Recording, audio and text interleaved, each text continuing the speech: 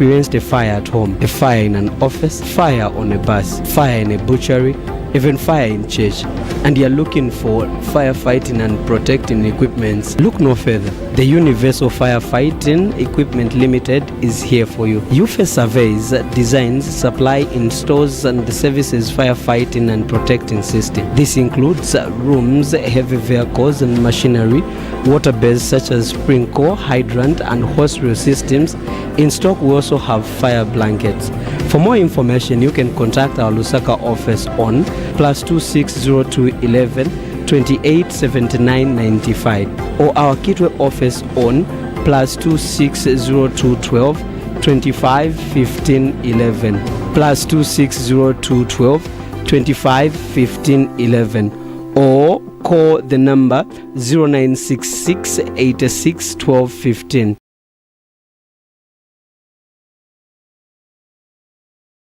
For you private companies, non-governmental organizations, civil society organizations, government departments, you can hire Lumen TV Zambia for your workshops, meetings, or launch of products, new products, and brands, or any important event you want to record or broadcast, live or stream. Lumen TV has beautiful viewer-followed homegrown productions like spiritual, current affairs, education, and entertainment. You can place your company products or services, new brands, or bring your adverts to run on our live and streamed productions. At Lumen TV Zambia, we also have a spacious TV studio that you can utilize at a cost for your TV production of your choice. Kindly call us on the numbers on the screen to hire Lumen TV Zambia products and services.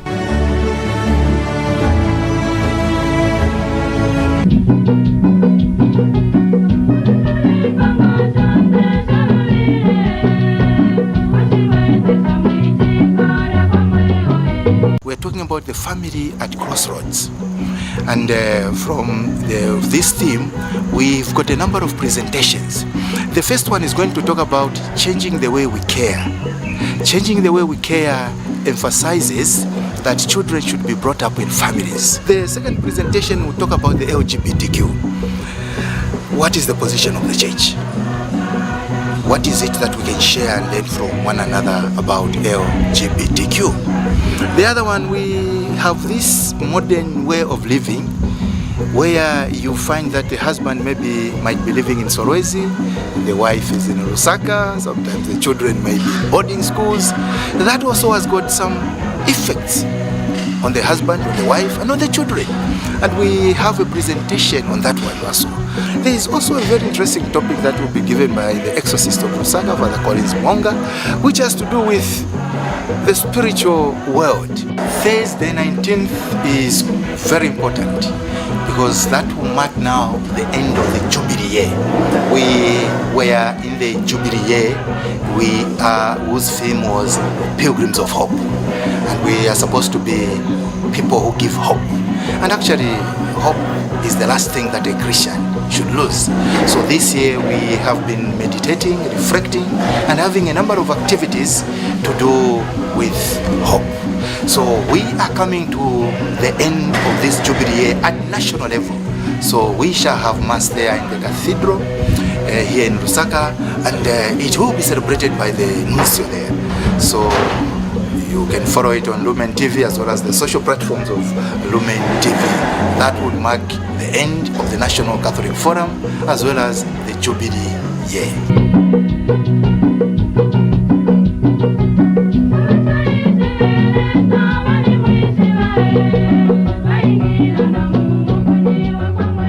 Have you experienced a fire at home, a fire in an office, fire on a bus, fire in a butchery, even fire in church, and you're looking for firefighting and protecting equipments? Look no further. The Universal Firefighting Equipment Limited is here for you. UFE surveys, designs, supply, installs and services firefighting and protecting system. This includes rooms, heavy vehicles and machinery, water bays such as sprinkler, hydrant and hose reel systems. In stock we also have fire blankets. For more information you can contact our Lusaka office on +2602 11 28 79 95 or our Kitwe office on +2602 12 25 15 11 plus 260212 25 15 11, or call the number 0966 86 12 15.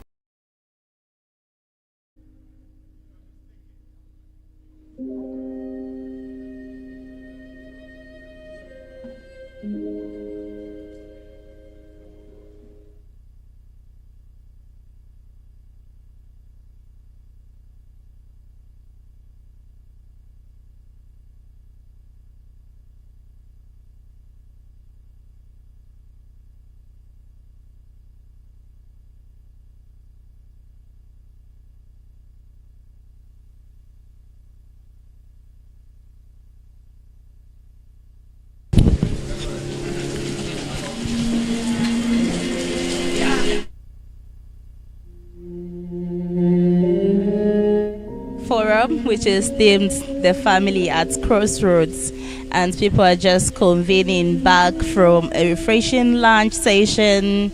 But as we can see, it's not been the best of the weather, but people have still come through, braving the rains for this important event. Alice. Yes, Sandra, I must say today is weather is kind of I don't know what words to actually use. It's a rainy day. It's raining showers of blessings, I must say. We're able to see that people are back and ready for another session. Just a recap of the session that we had before lunch, Sandra. The first session that I do remember is pastors and the lay people working together. That is one of the first sessions that was there in the morning. I was very impressed with the way things were discussed when it came to the children, especially when it came to the children's code. It's something that people do not talk about often, but it is there. It's a document that is there, but people don't get to talk about it. It was just like a little bit of things talked about, but those were key points. And regarding the orphanages, the homes, and all those things, they were clearly explained to be understood. And Alice, I'm very excited about this afternoon's session, especially the one that is just coming up. I have seen very soon we'll be having Father Maplanga, the Executive Director for Caritas, to come and explain to us on the LGBTQ, especially from the church's perspective. I must say this is very important information that each and everyone needs to know and learn about, Sandra. It is an open mind to the viewers out there. It is an open mind to everybody that is actually participating in the session today. It is important that we all have this information. We get to learn about what is happening in our communities out there. Yes, Sandra. And so I look forward to hearing what will be said, and so that we don't get to misunderstand this or that, but get the clear concept and hear what the church has to say when it comes to LGBTQ. So Father Maplanga will take us through this. And yeah, quite, the weather is very bad. I would love to stand out there and do a stand-up, but at least the weather is very bad. No, it's showers of blessings, actually. I would say that is showers of blessings. So we're encouraging you out here, viewers, to stay glued and continue to follow this program to the end. We'll still have you, and we'll be covering we will be covering this for 3 days live here on Lumen TV. So this event, our dear viewers out there, this event comes up every 2 years. So it is a biannual event, and it comes up after 2 good years. And so the last event, when we date back 2 years ago, Alice, when was that? It was 2023. It was actually in 2023. And apparently, before 2023, they couldn't have it because of the COVID-19 pandemic. It was so unfortunately that it was not there. And just to run through the history of when it started, this Catholic Forum, Sandra, it's all started in 1997. That's when it started, like you said earlier on, to say this actually is done every after 2 years. And so other things that we would like to know about the Catholic Forum. I heard a lot of people, when we posed the question as ZCCB, what do you know about the Catholic Forum? So here are some of the things that I know about the Catholic Forum, and some of its objectives is to share the knowledge, information and experiences, of course, so as to foster unity and pastoral solidarity. Other things are to strengthen and motivate the different vocations and charisms in view of the common efforts and evangelization too. And also the Catholic Forum objectives. Another one is to identify, study and make recommendations as issues which affect our lives, and together as God's one family. So like the theme we have this year, Family at Crossroads. Alice, what do you think about how families are affected these days? For me, I feel like this theme is quite timely, because this is a time when we have families breaking for no apparent reason, like for no proper reasons. Families are breaking. People no longer just respect it like that.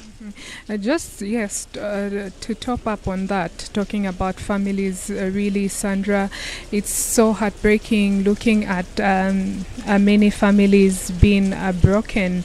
Like if you get to compare in the old times where we used to live as extended families, but nowadays I think things are really different. It's just mother, father and children. I remember growing up how we would call we would live with our cousins, our aunties, and would make them be or maybe feel like they are really part of the family. And in the case, just to dive in, we are talking about families that are being broken. The high rate of divorce cases in Zambia is very alarming, I must say, Sandra.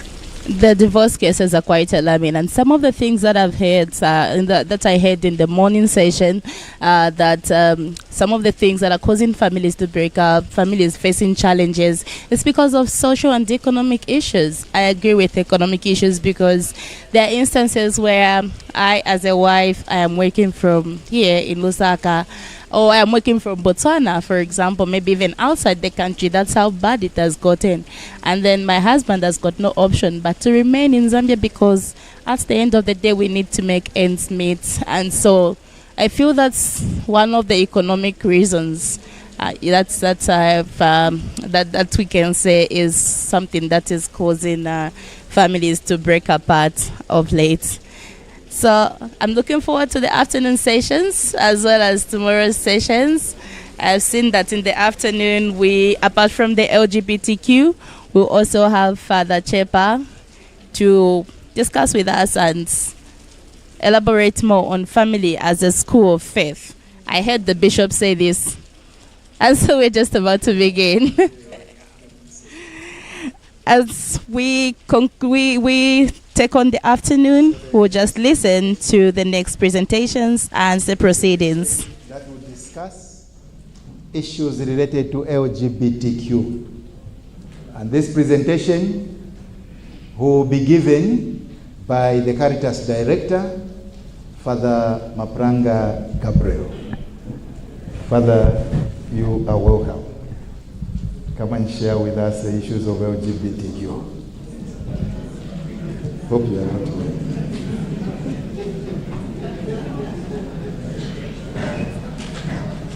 Good afternoon, everyone. I'm glad to stand before you. As you already know, I'm a very shy person. I hope you are not going to be looking at me. But when it comes to issues of LGTB, I don't shy away. Don't equate me to this, but I want to share something concerning this burning issue. So my topic is LGBT plus. Normally, we refer to this thing as homosexuality. But before you talk of homosexuality, we talk of LGBT as a broader topic, and homosexuality is just part of it. But generally, homosexuality is well known. Next. The question is why LGBT during Catholic Forum? I want to talk about this because we want to be informed of what is happening in the world concerning this topic. And I want to make you aware that this topic actually is burning in the world, or has been burning in the world and also in the church. I also want to let you know the position of the church on this issue, so that when we go to discuss in our small Christian communities, we have the kind of knowledge that we need to have. And then I want you to understand that this is a challenge to the family. And now I connect it to the main theme that we have, the family at crossroads. One of the things that the family is facing is the issue of homosexuality or LGTB. I can't even pronounce it properly because I'm not involved.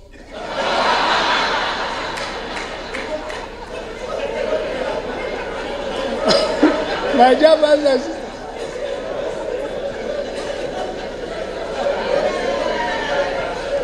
let me give an outline. I want to talk about this topic in the following way. The first thing, I want to look at LGTB plus as a challenge. I give a context. Why do we say this is a challenge today to the family? And I will explain the concepts after giving the context. Then I explain the concept, these letters, what do they mean? And then I'll look at the global views on homosexuality, who supports what and who doesn't, and which countries, of course. And then I'll give the position of the Catholic Church, and especially coming from what Pope Francis wrote, that document that came out that raised a lot of dust. And then I'll talk about the response from the Episcopal Conference for Africa, how it guided, and eventually questions for reflection. We can move. Family at crossroads, LGTB as a challenge. Why are we saying that it is a challenge? The first thing may be coming from theology and also moral conflict. Definition of marriage and family. Let's start from there. The Catholic Church says that, or defines marriage as originating from the marriage of one man and one woman, which is intrinsically ordered towards the procreation and education of children. The presence of an LGBT plus member, let's say in a family, particularly if they are in the same-sex union, challenges this exclusive definition. So where is the challenge? The challenge is to the doctrine, and this thing creates a direct tension with the Church's clear doctrine that marriage is exclusively lifelong union between a man and a woman. And when we are talking of LGBT, then we talk of man and man marrying each other. men and men marrying each other, women and women marrying each other. They challenge the family life. They challenge the definition of marriage. It also brings another issue, which is sexual morality. The church teaches that homosexual acts, that's why the church says, are acts against the natural moral law. And sexual activity is reserved for the marital union of a man and a woman. A family member identifying himself as LGBT or herself, or engaging in same-sex relationship, presents a challenge to these moral parameters within the household, in fact, even within the church, within the household, and wider faith community. And so we see that this thing brings a challenge to the family. Now, if we go further, in terms of the family, we'll see that it brings an internal family strain first to the family itself. There can be sort of rejection and stigma. What I mean here is when a family member discloses their LGBT plus identity, it can lead to internal division and conflict within the family. The family, conditioned to religious and cultural values, may struggle with fear, with shame, and the perception of sin. Within the family, it can be a very good Catholic family, and then within the family, one member becomes this. Or some members are living outside Zambia, they are in the US, Baba diaspora, and Baba more homosexuality. And then they come, and when they come to the family where the tradition doesn't support such things. And then the family can't do anything about it because this is their child. And so you see the strain that is there in the family. And there can be rejection sometimes or stigma. The whole family can experience that. Then the other thing, the other thing about this, which disturbs the family, is actually our cultural clash or the cultural clash. What happens is we can say the issue is often framed as being non-Zambian and also non-African. And actually it is true that if someone is involving himself into this, it is entirely non-African. Bulosh. It is.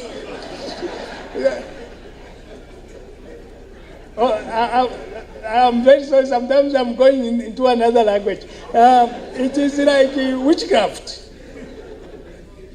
And many people think that. And then it is clearly Western import. Because we are not used to it, the Western world comes and we try to embrace it, but it is disturbing our cultural outlook. This brings a layer of shame and patriotism to religious oppression, pressurizing families to conform to the dominant narrative. If it is Western, and Western is very powerful, and if you say no, they may not give you money for projects and all that, so you may tend to accept this. Now, is LGBT the same as homosexuality? Here I want to make a difference. We really need to understand these terms.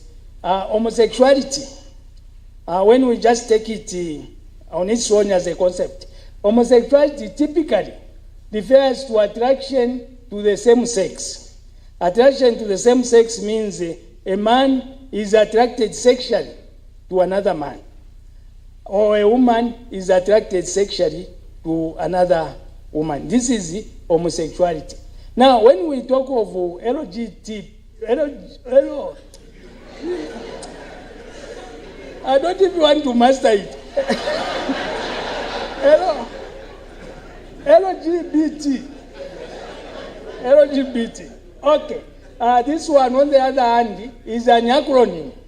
It's an acronym meaning it stands for lesbian, L, gay, G, bisexual, and transgender. And then it also includes the plus. Plus means that there are also some other categories that are connected to it. This is the, back again, this is LGBT. So when we say LGBT plus, it is like a big set. Homosexuality is a subset. So it is that, but the term that is commonly known is homosexuality or gay here in Zambia. When we say gay, normally it refers to men, and then lesbian to women. There are certain things we need to understand. A term like sexual orientation. This is where we refer to gay and all these others. I will explain them. And then gender identities. This is where people talk of transgender. People talk of non-binary, which means I'm neither male or female, and other things that are there. There are a lot of things that are there in terms of this. Of course, we can say that there are some overlap. Homosexuality is part of LGBT, and it is crucial to first establish that LGBT is an umbrella term representing all these others that I explained. We can move. Key components of the acronym LOG, what and what? The first letter, lesbian. Lesbian is a woman who is primarily emotional, physically, and or sexually attracted to other women. Attracted to a woman, attracted to another woman sexually, meaning a woman would like to go to bed with another woman. And this is the attraction that is inside her. When she looks at a man, there is nothing. But when she looks at a woman, there is a lot. The same with the gay, which is the G. Typically, this is a person, often men. And this is a man who is primarily emotionally, physically, and or sexually attracted to people of the same sex, meaning to other men. This is the term most used, equated with homosexuality as gay, but basically it is mainly men who are attracted to other men. They are there when they look at women, they are like they are looking at a tree, but if they look at men, it's different. You can move. Oh, we have moved, eh?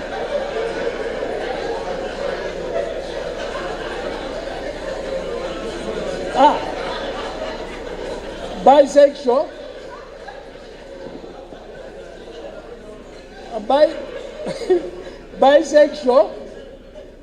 Bisexual is a person. Bisexual is a person emotionally, physically, or sexually attracted to more than one gender. In our language, we can say, "Everuyu are bad." For this person, it doesn't matter whether you are a man or you are a woman. So this is bisexual. Then there is also transgender. Transgender is a person whose gender identity does not align with the sex they were assigned at birth. When we are born, and they look at you, they'll say, this is a boy, and this is a girl. Now, there are some, even if they were identified as boys, later on they don't identify themselves as a boy. Or if they were girls, they wouldn't be identified as girls, they will identify themselves something else. So they are trans. Now, there is some sort of an analogy to explain this properly. Maybe you understand better. An analogy says sexual orientation, when we come to understand this, is who you go to bed with. Then gender identity is who you go to bed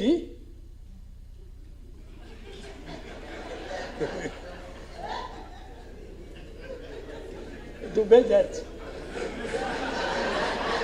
bed with, and who you go to bed at. Yes. No, wait, let me explain. Sexual orientation is who you go to bed with. Who you go to bed with is either you go to bed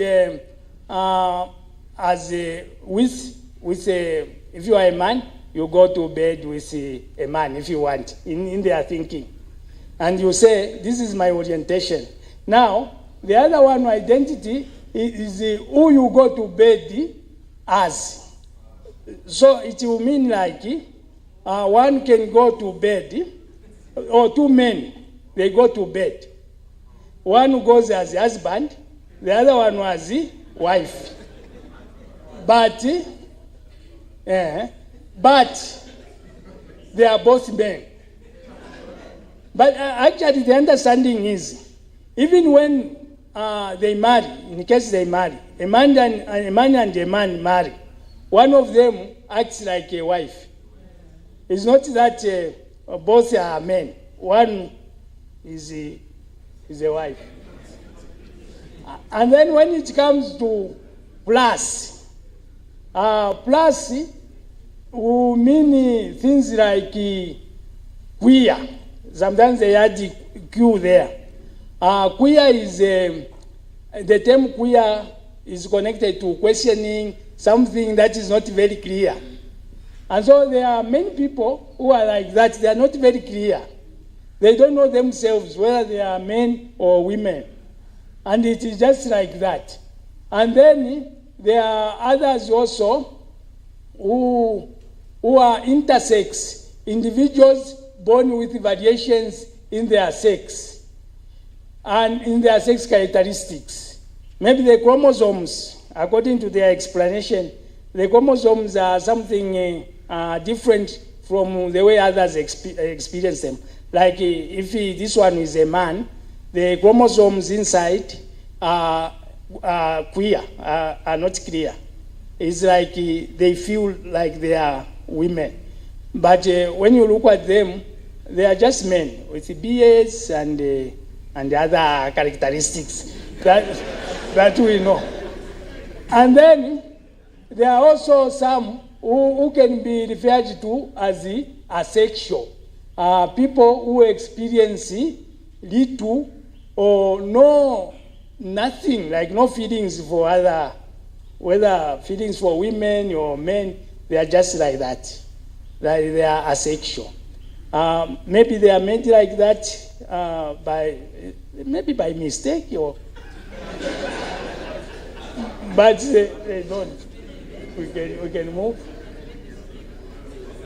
So the concepts that you experience or that you meet as you discuss this issue, there are concepts like sexual orientation. When a concept like that comes up, it means a person is attracted to either a man or a woman, or what we call heterosexual, or homosexual, or bisexual, or asexual. Then all these we refer to them as sexual orientation. Then there is also gender identity.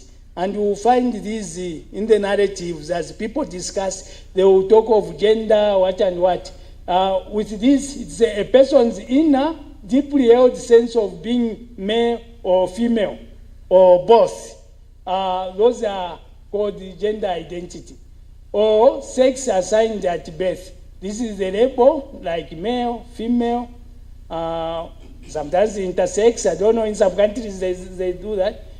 Given based on physical characteristics at birth. But it is very true and common that some of our friends can be born with both sexual organs. And this is a thing that happens. That one, Kwena, is by mistake. Yeah. We move. Let me talk of global views. How homosexuality is taken globally. Many countries in Africa and Middle East countries like Saudi Arabia and those countries, and parts of Asia tend to reject homosexuality. Wow.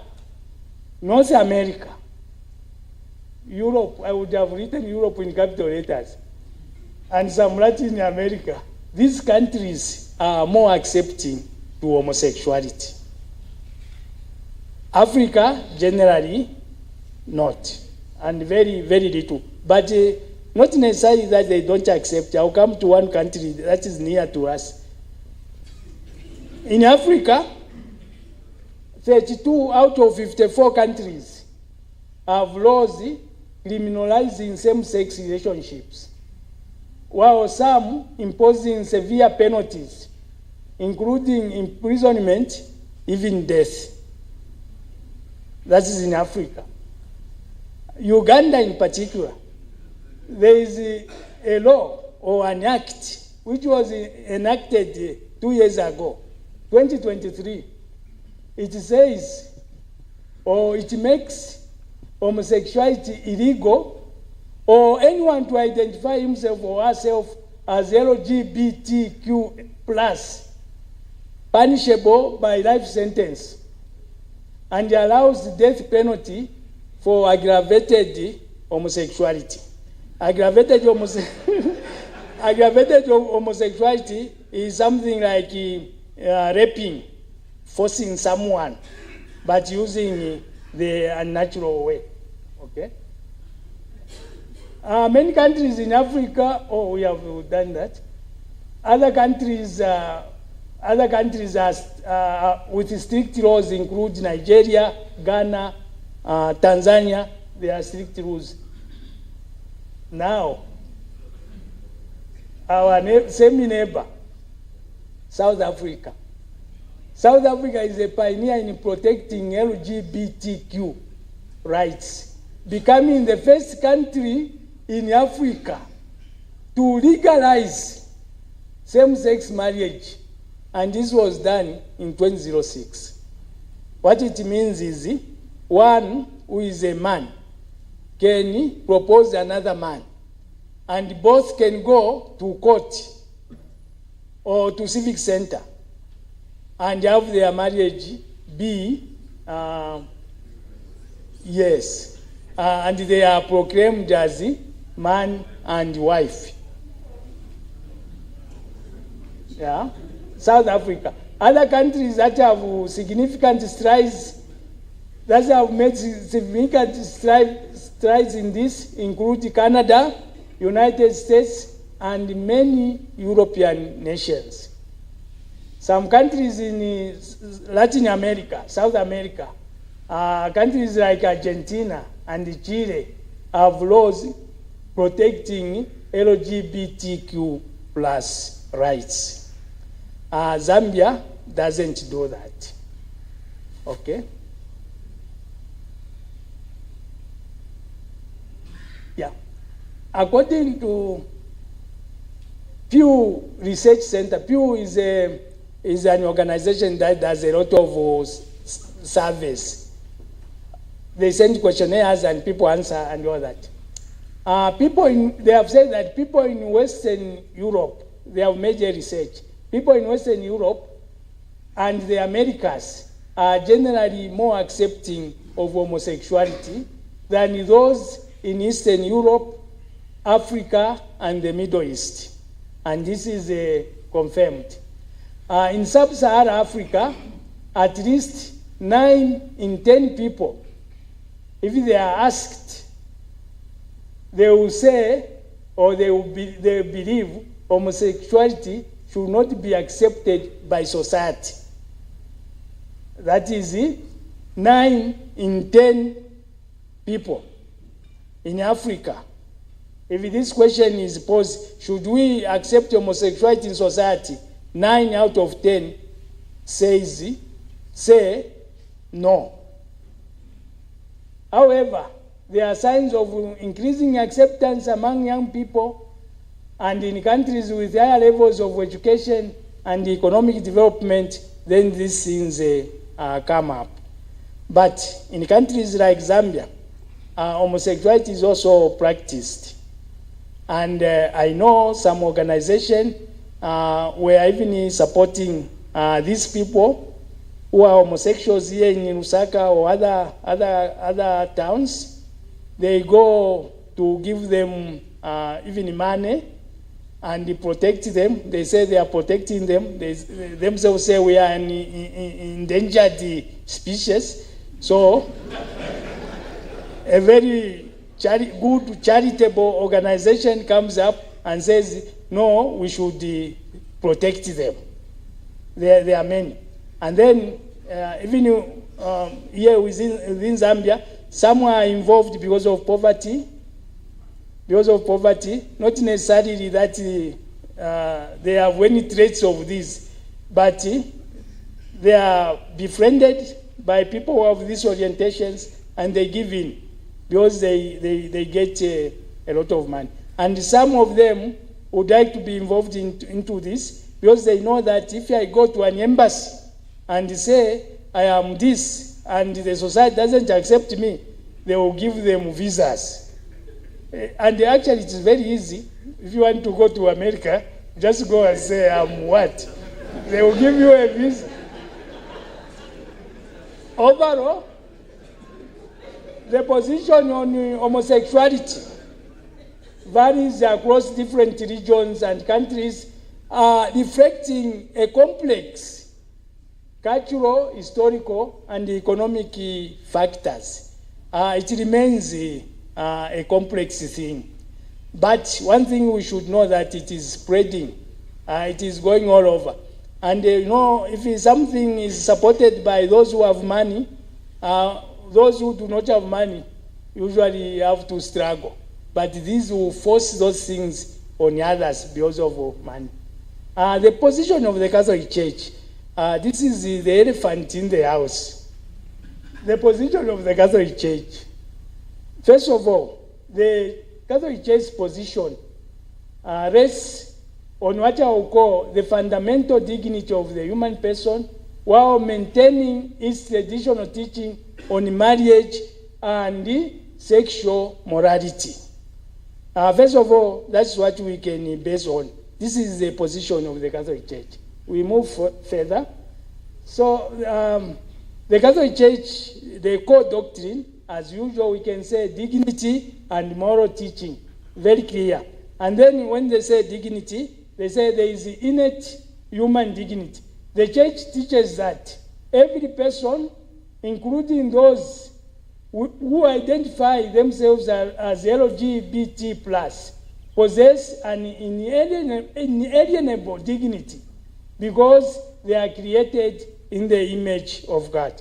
So that's what the church puts in front there. This dignity calls for respect and compassion, and it condemns all forms of unjust discrimination. This point is strongly affirmed on the recent Vatican document that is called the Dignitas Infinita, which was produced in 2024, and from the Catechism of the Catholic Church, number 2358, which says, every sign of unjust discrimination in this regard should be avoided. On the other hand, the church teaches that sexual morality, the church teaches on sexual morality and marriage. The church firstly upholds that marriage is a permanent covenant between one man and one woman, ordered towards the good of the spouses and the procreation and education of children. And we find this in the Catholic Catechism, number 601 up to number 1601 up to 1603. And then the church says this. The church is very clear. It says, homosexual acts. And it says, the church considers homosexual acts to be intrinsically disordered and contrary to the natural law. And this is what we find in the Catholic Catechism, number 2357. It's very clear that this thing, my friend, that you are indulging in is intrinsically disordered. And at the same time, it is against the natural law. Homosexuality tendencies. The church says that persons with homosexual tendencies meaning those persons who really feel that for them they feel attracted to this, even if they are men, they feel attracted to men, or women feel attracted to women. And the church says, if you are told you are like that, persons with homosexual tendencies are called to chastity. Just like all unmarried persons. That's how the church guides. Very, very good guide. Now, St. Francis, you know, St. Francis,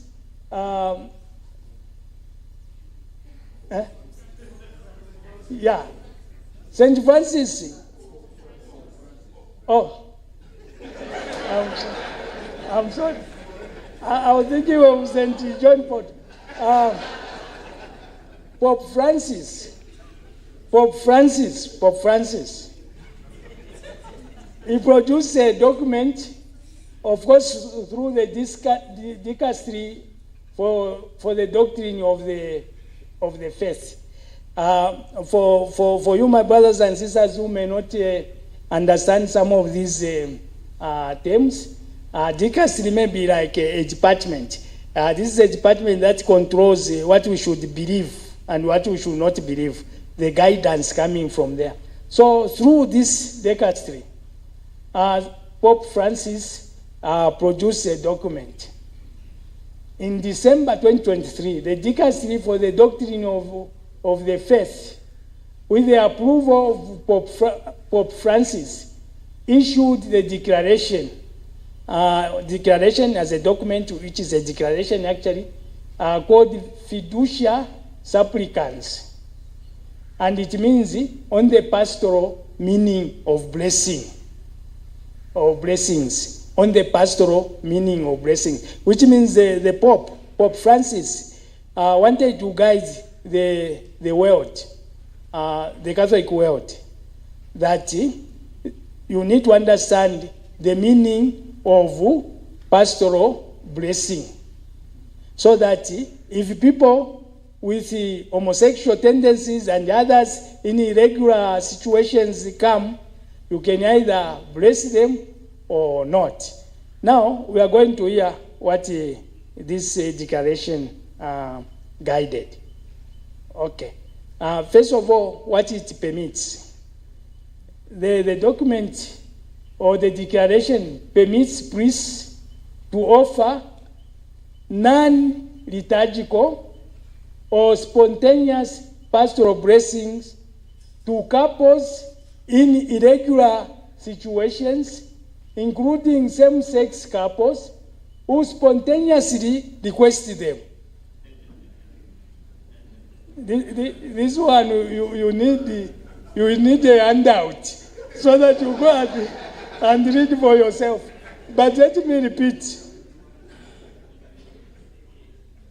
The declaration permits priests to offer, the first thing is what it calls non-liturgical. The priests who understand this easily, or spontaneous pastoral blessings to couples in irregular situations.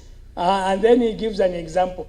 Irregular situation can even be a man who is married to 3 wives. And he comes to you, he's asking you to bless them. So, there it means, if you want to bless them, use a non-liturgical blessing. That's what it says. And even when these people who are living together, same sex, but form a couple and living together, they come to you as a priest, they are asking for a blessing. You give them a non-liturgical blessing. So for you priests, go and study non-liturgical blessing and understand it properly. So that you don't give another blessing. Then the document guides purpose of blessing. The blessing is for the individuals in the couple.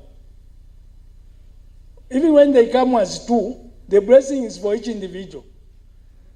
And it says it's for the individuals in the couple who do not claim a legitimation of their own status, but who beg that all that is true, good, and humanly valid in their lives and their relationships can be enriched, healed, and elevated by the presence of the Holy Spirit. You can come and get a handout so that you read slowly on your own. But actually, it means that there may be some people who know that what they are doing is not correct, and even the church doesn't accept it, but there are other things that they need in their lives, and they come for blessing.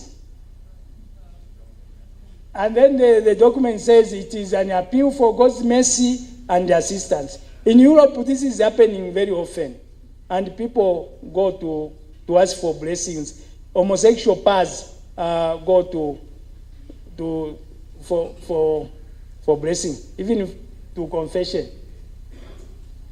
Now there are crucial caveats.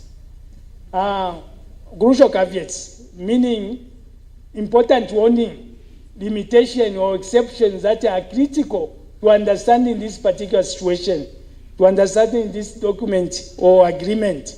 This is what can be referred to as crucial caveat. You put a caveat on something. Key things to keep in mind. The document, even the church itself, it does not change the Catholic Church tradition teaching on marriage between one man and one woman.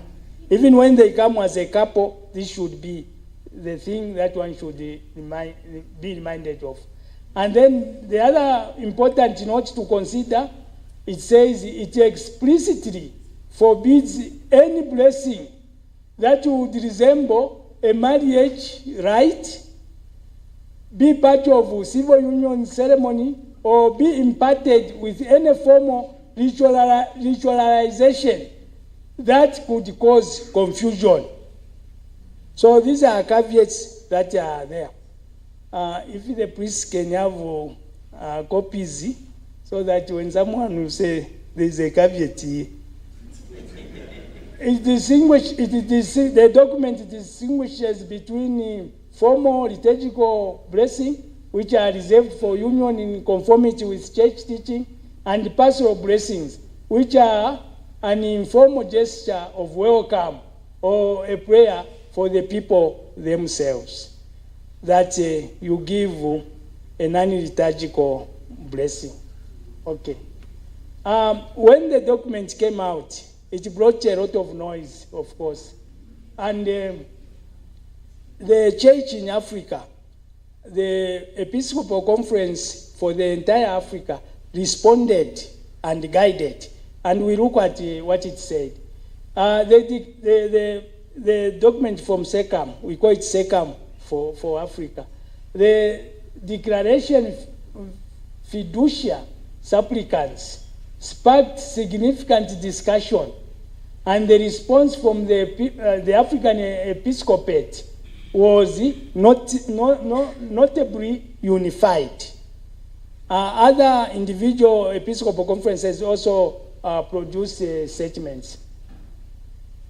Unified rejection of blessing in the African context. This is one thing that came out clearly. Unified rejection of blessing in the African context.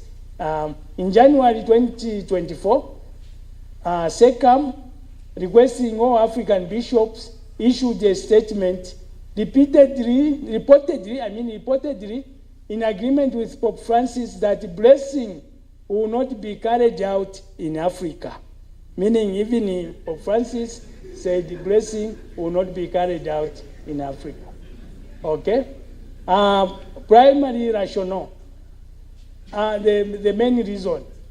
The African bishops stated that due to the local context, the blessings cannot be carried out in Africa without exposing themselves to scandal.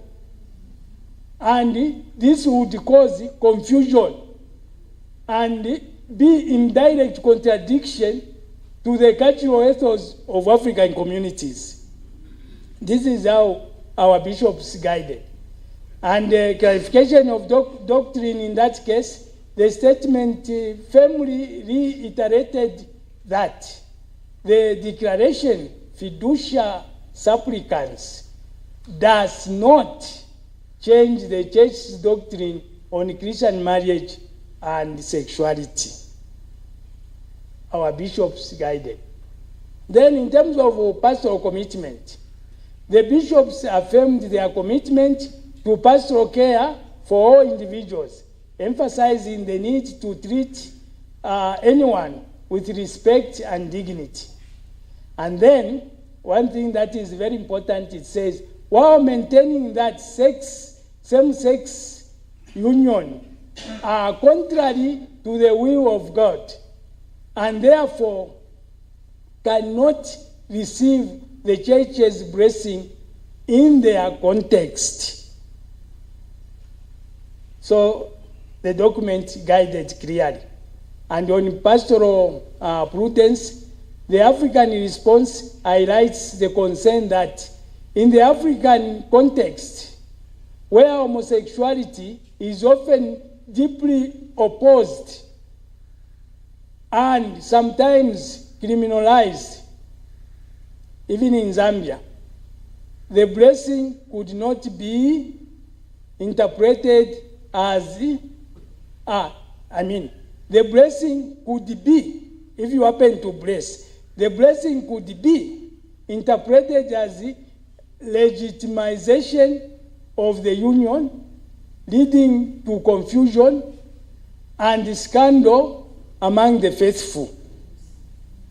That's how the Church guided. It's up to us, we priests, to read this thing carefully and understand it very carefully. And maybe coming towards the end, there are questions that we may discuss if you want, or questions that may be discussed later. How does broadening our understanding of LGBT or acronym, or this acronym, beyond just homosexuality, help us to see the full range of people and issues involved?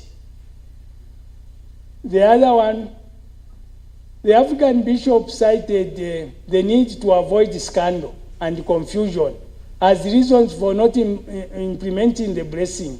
In the Zambian context, or maybe Malawian context, since we are together here, what are the primary sources of potential confusion and specific catechesis or language needed to address this? What kind of language should we have? Then another question we can think of is it possible or true that some of our children and relatives or friends are involved or will be involved in homosexuality. If at all it happens, how should we react as Christians? To tell you, my dear brothers and sisters, it is very possible that you yourself, you may be totally against this, your child can be involved. In a situation like that, how do you react to this? And as a church as a whole, how do we take now this thing that is before us so that it doesn't bring confusion and scandal? Pastorally, we are challenged.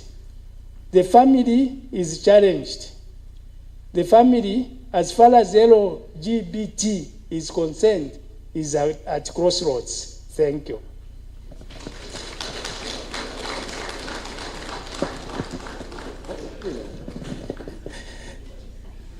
Some topics are quite a challenge. We deliberately had put it in the afternoon so that we can be active. Time for clarifications and questions, and not only for Father Mapranga, but for the Church of Zambia. So we begin 2 there, then 3, Joachim. Let's begin from there, the microphone.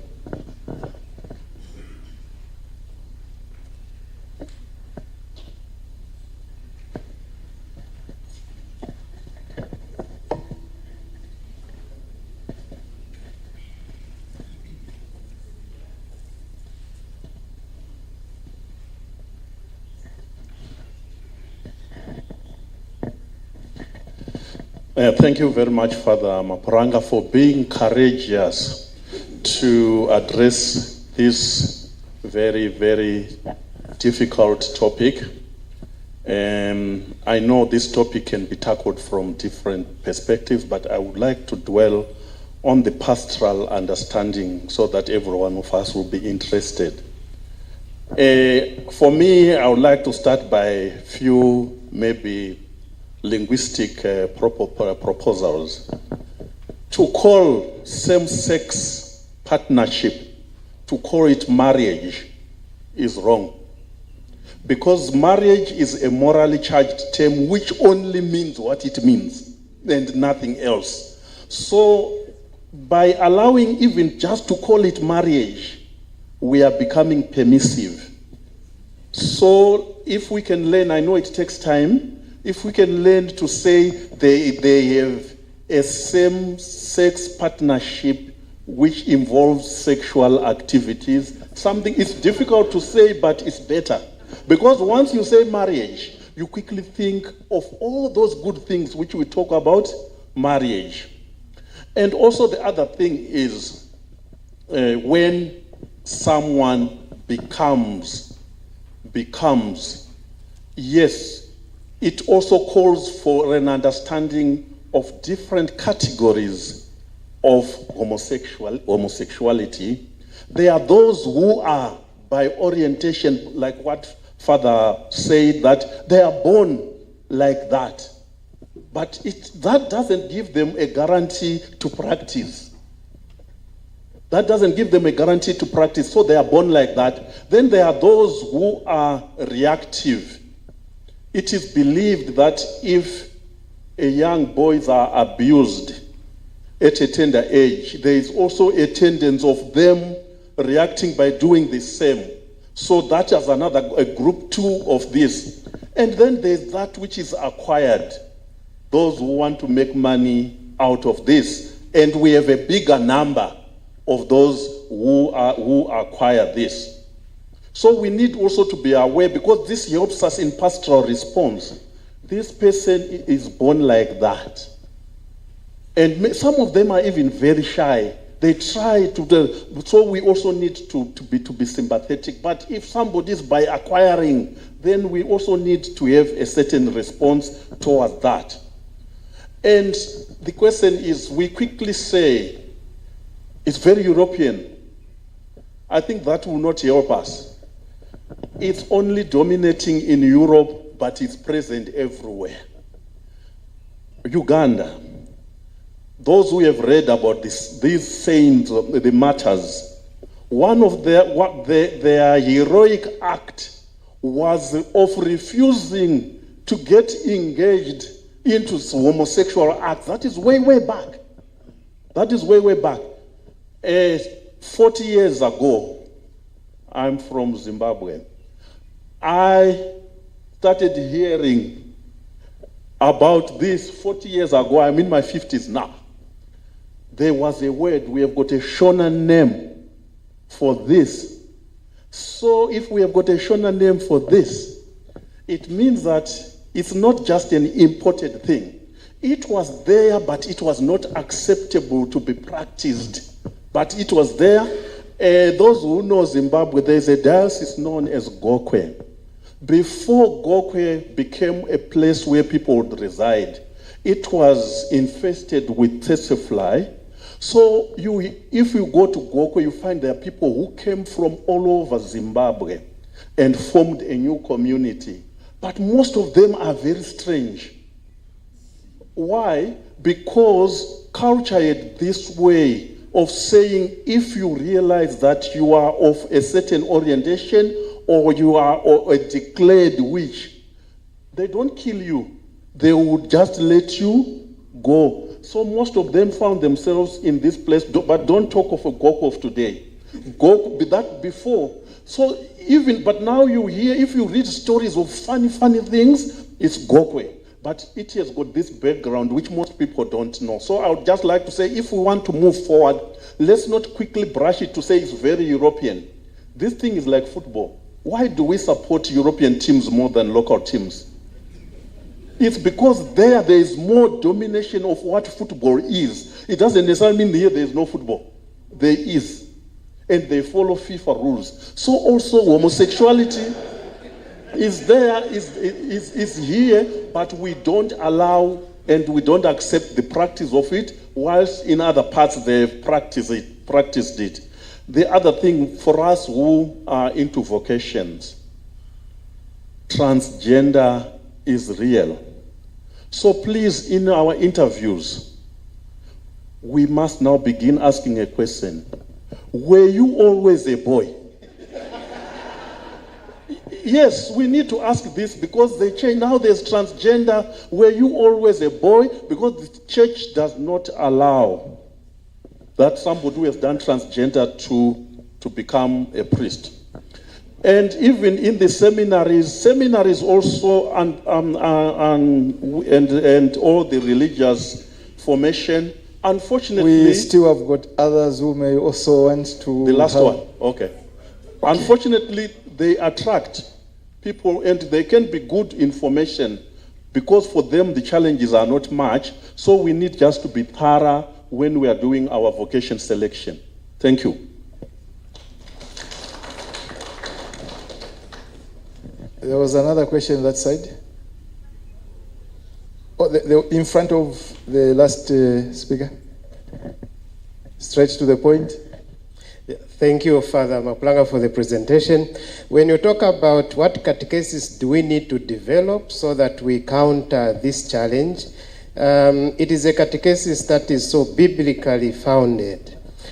We need to go to the Bible and see clearly, both in the Old and New Testament, where this is prohibited among the Israelites and among the Christian community in the New Testament. We should be very careful. In this age, we have a lot of access to all the information. Sad enough, we don't have anymore the index of prohibited books. It was done away with in 1966 at the Vatican Council II. So the youth and everyone is exposed to so much material, whether good or bad.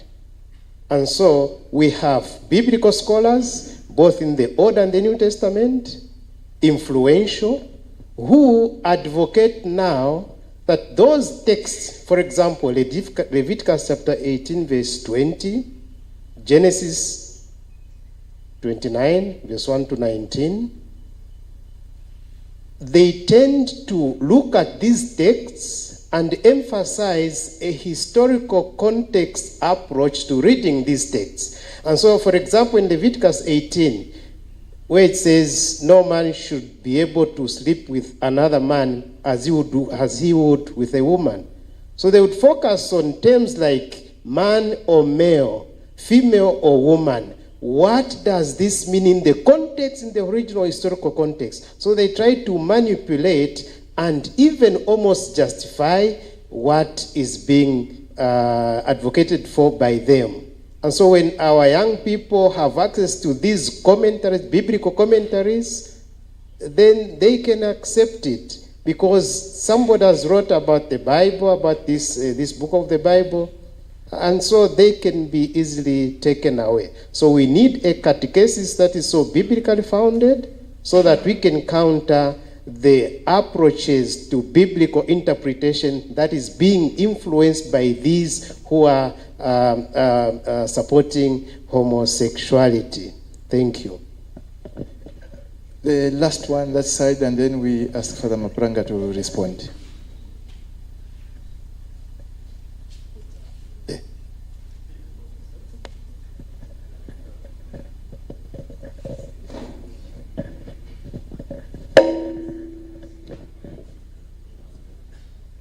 My name is Father O'Brien Mwanza from the Catholic Diocese of Mongo.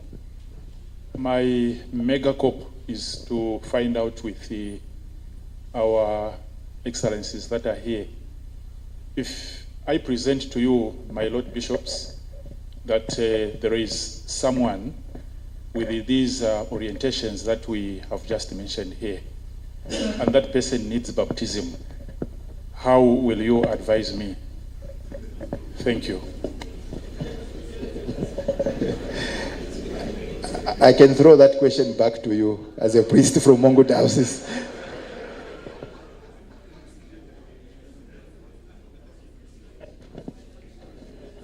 Thank you so much. I will try to say something, but some of the things said are like comments or adding on something that I said. The first thing is even the use of the term marriage. We shouldn't be using it loosely, applying it to anyone or to two people just happen to come together and we tend to think that they are married. We need to be very clear, and this is very true. But of course, there is a church marriage and there is also traditional marriage. So we need to understand these things. Civic marriages also, if two people go to the civic center and they say we are married, the civic center accepts and gives them a certificate that will be understood as a marriage. This is what is happening in South Africa actually. People go to the civic center and they are proclaimed man and wife, which means they are married. But in actual sense, this word shouldn't be used anyhow. It must be used well.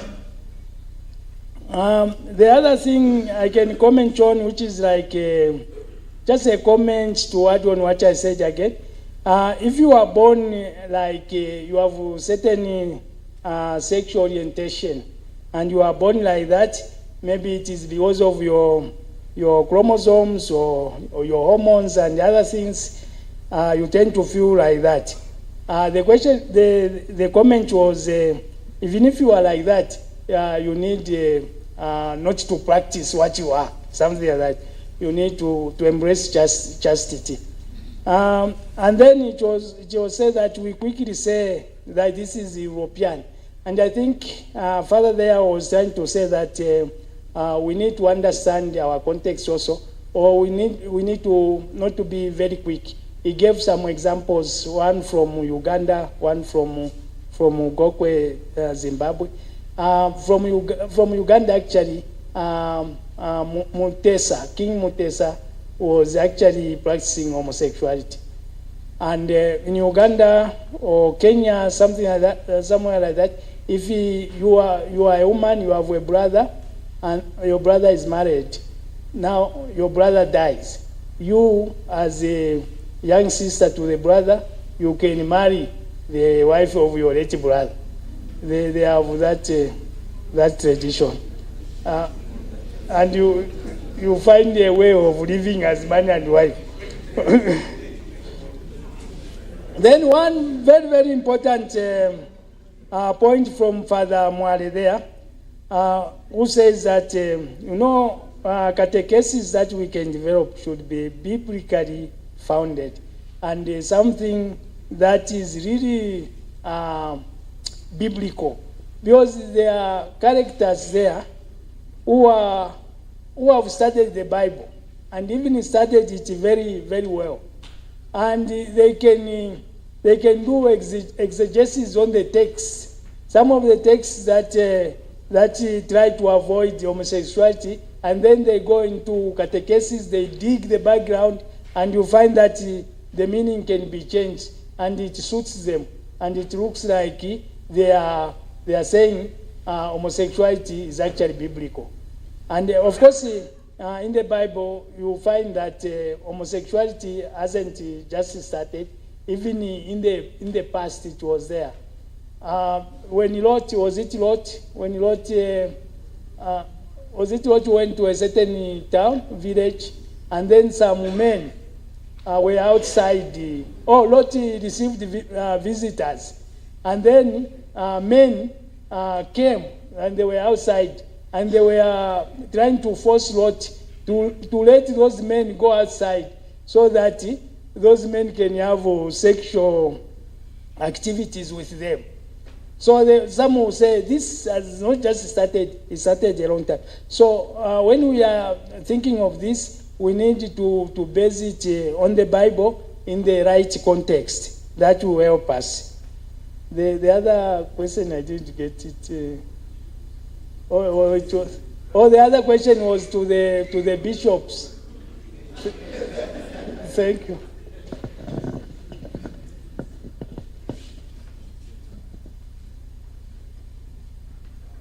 I will respond on behalf of the bishops, but later. Can I say something concerning this is again where we need to be careful. We don't push mercy to the limit. We've got the magisterium, the teaching of the church, which does not deny them not to be human beings. They are still human beings, and they are in need of the sacrament of baptism. And that is why Father Mapranga emphasized the point, when you know that you have got this tendency, better you practice chastity. But for these others, like baptism, they continue to be children of God. Actually, this is what even Pope Francis was emphasizing, that they are human beings as well, and they have got those needs. And I think the sacrament of baptism can be given to them as long as they are not practicing that orientation. Because it is intrinsically not in order, and it is against the natural law. Next questions? Oh, this is a hot topic. Okay, we begin with Joachim, then we 1, 2, 3. You'll be the fourth one.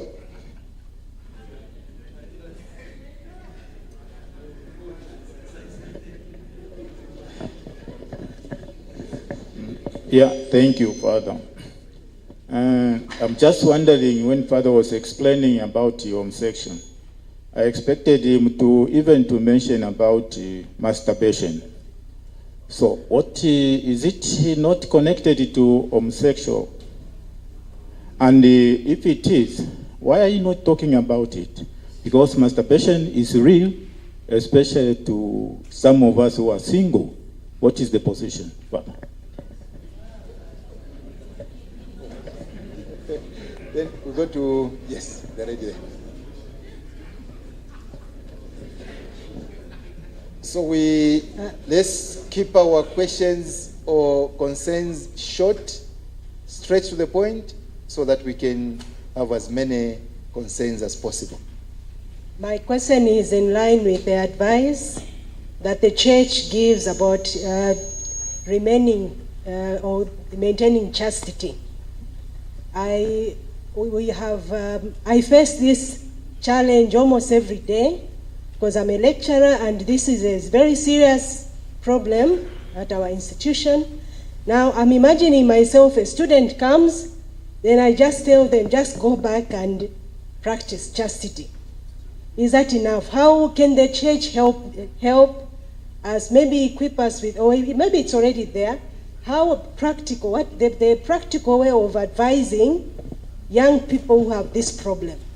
Yes, if it's chastity, how can I advise? How practical is it? Thank you. Then I go to Mr. Banda there.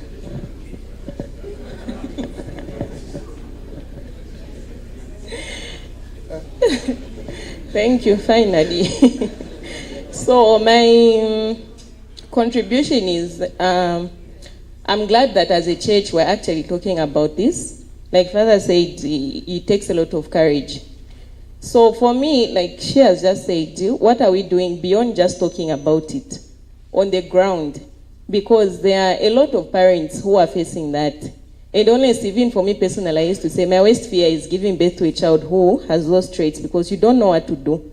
It's your child, you can't disown them, but then they are doing that. So I think we need to empower families. It should begin on the ground with families. What are they supposed to do? How do we teach them? Your children, how do you control? I don't know if it's controlling or whatever. How do you guide them? Beyond just saying practice chastity, because it's very difficult to practice it. Even abstinence is difficult. But at least there should be something beyond that. And also, what is this? Okay, yes, let me end there. Okay, let me allow Father Maplanga to continue, and then we'll take 1, 2, 3, 4. Okay. Father Maplanga.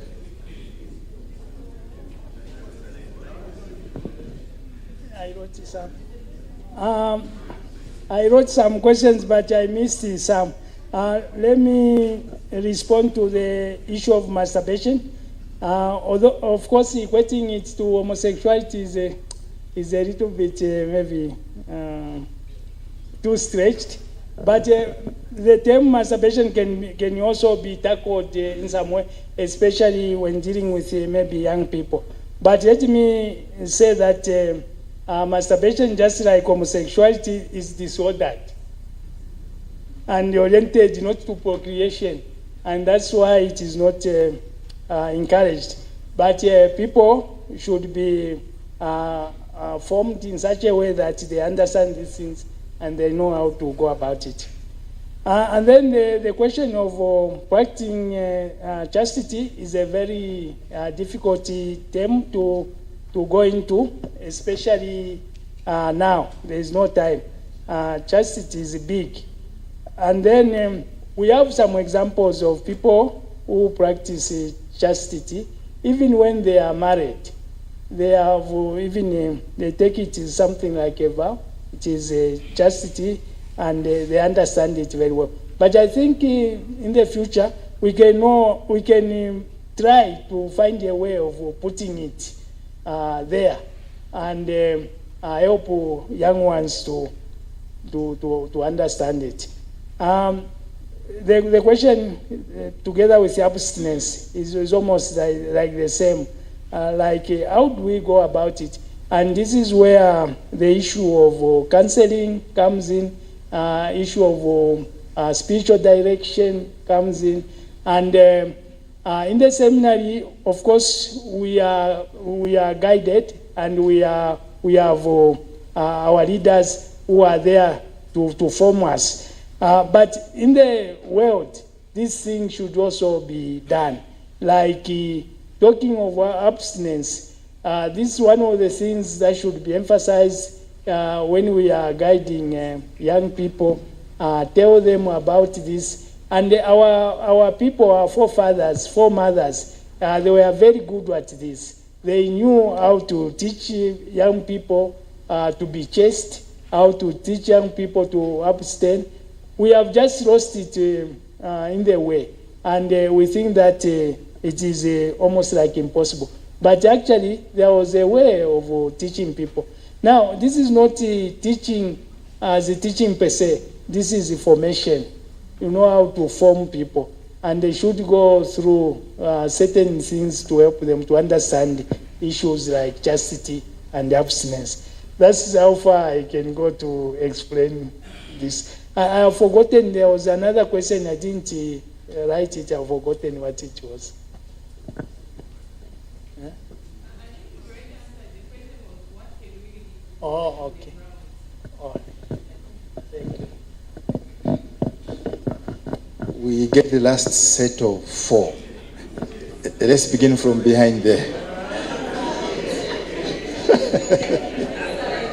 It's not discrimination. Okay, let's go to...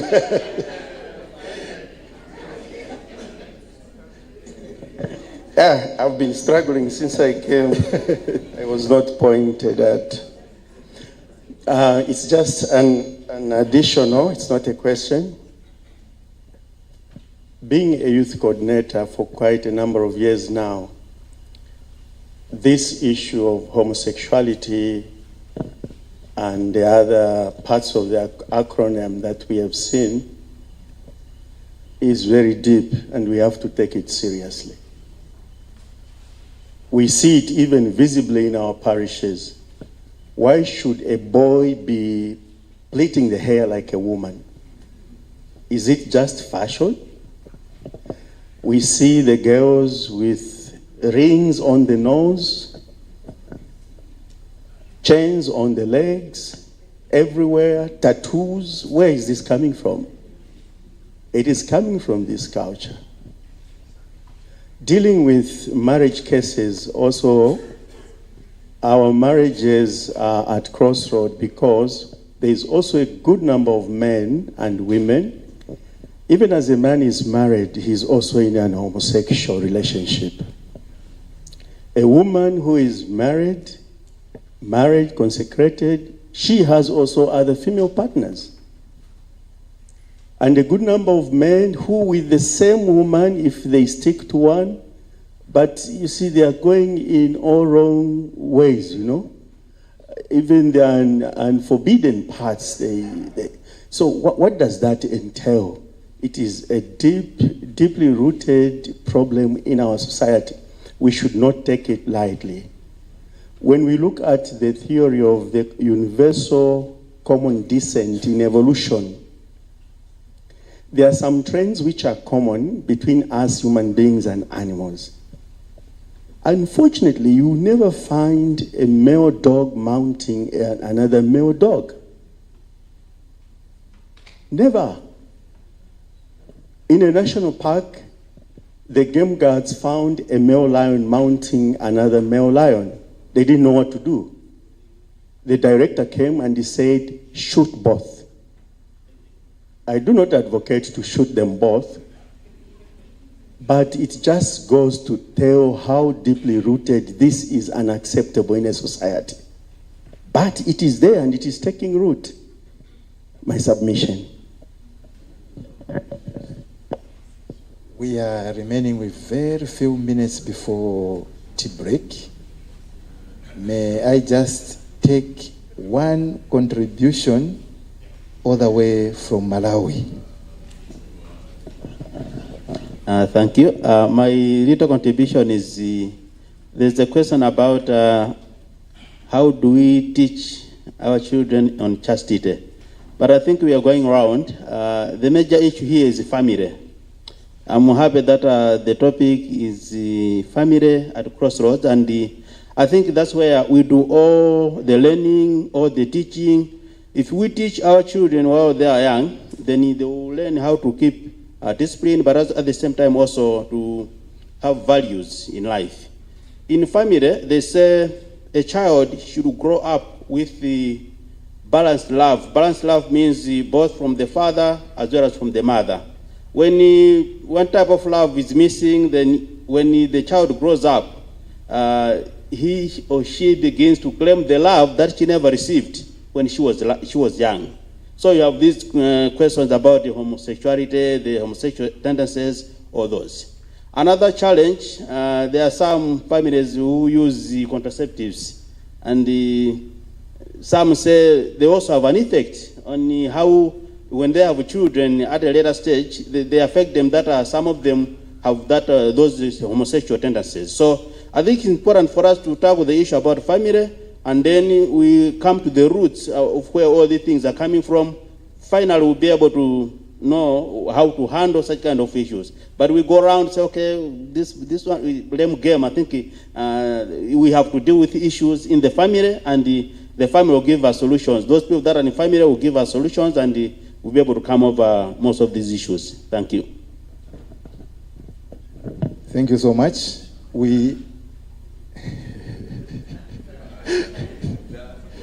The last one will go back down there. The Bishop Director of Pastoral has a hand up, and I have no option now.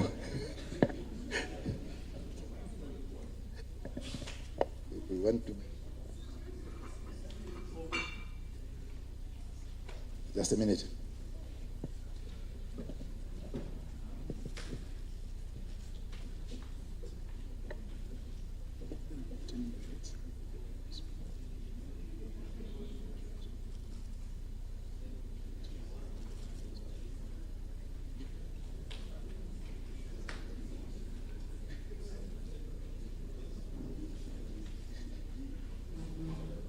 Okay. We've just been awarded 15 extra minutes. Now, straight to the point. Then I'll call one of our excellencies just to wrap up on this topic, and then we go for tea break. Okay, we're closer to you, Father John there. I also have a hand, so that was for Go ahead. Yes, thank you so much, Father. So this topic was very enriching. And what I would like to ask on behalf of the young people in the parishes, we have so many people here, although we are representing other groups, institutions, we are also taking care of the young people in our parishes. These are topics that we would like to discuss among the young people because it is directly affecting us. But then you find we've got no space where we can openly, like, go direct to the point. We just talk about no, homosexual is bad and it ends there. But to really go into detail, like the way Father was explaining, the definitions, what this means when you say you're homosexual, do you really understand? Or you're just saying it because it's a trend? The other thing I would like to talk about is I was hearing people saying the young people.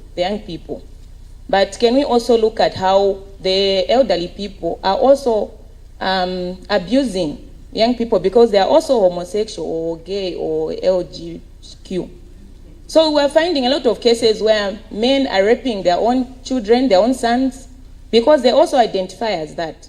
But we are just concentrating on the young people to say, oh, it's a trend among young people, and we're ignoring also the parents taking care of these young people and how they are affecting and abusing these people.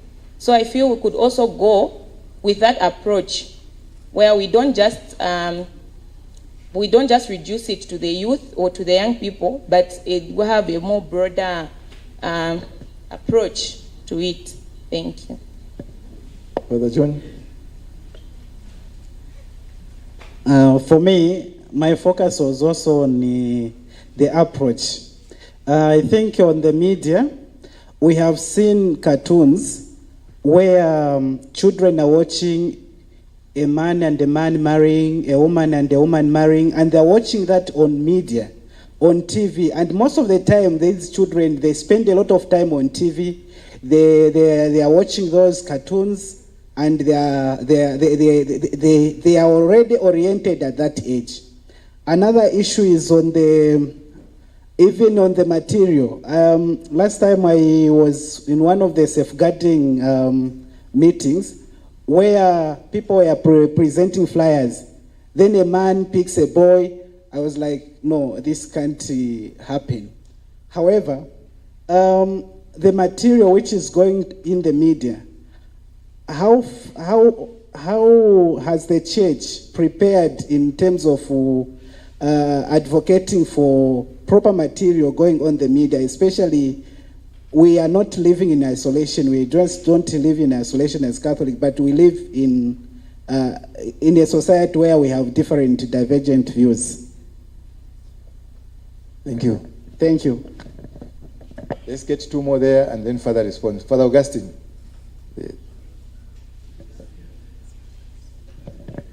Thank you, Father. I wanted to highlight this point. I believe from scientific research, no person is born with that. Like my brother here said, when we are doing research, we use animals.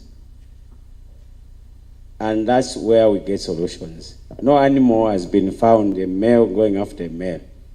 That must come out clearly. To what my sister said, it's the adults who have money, who go out.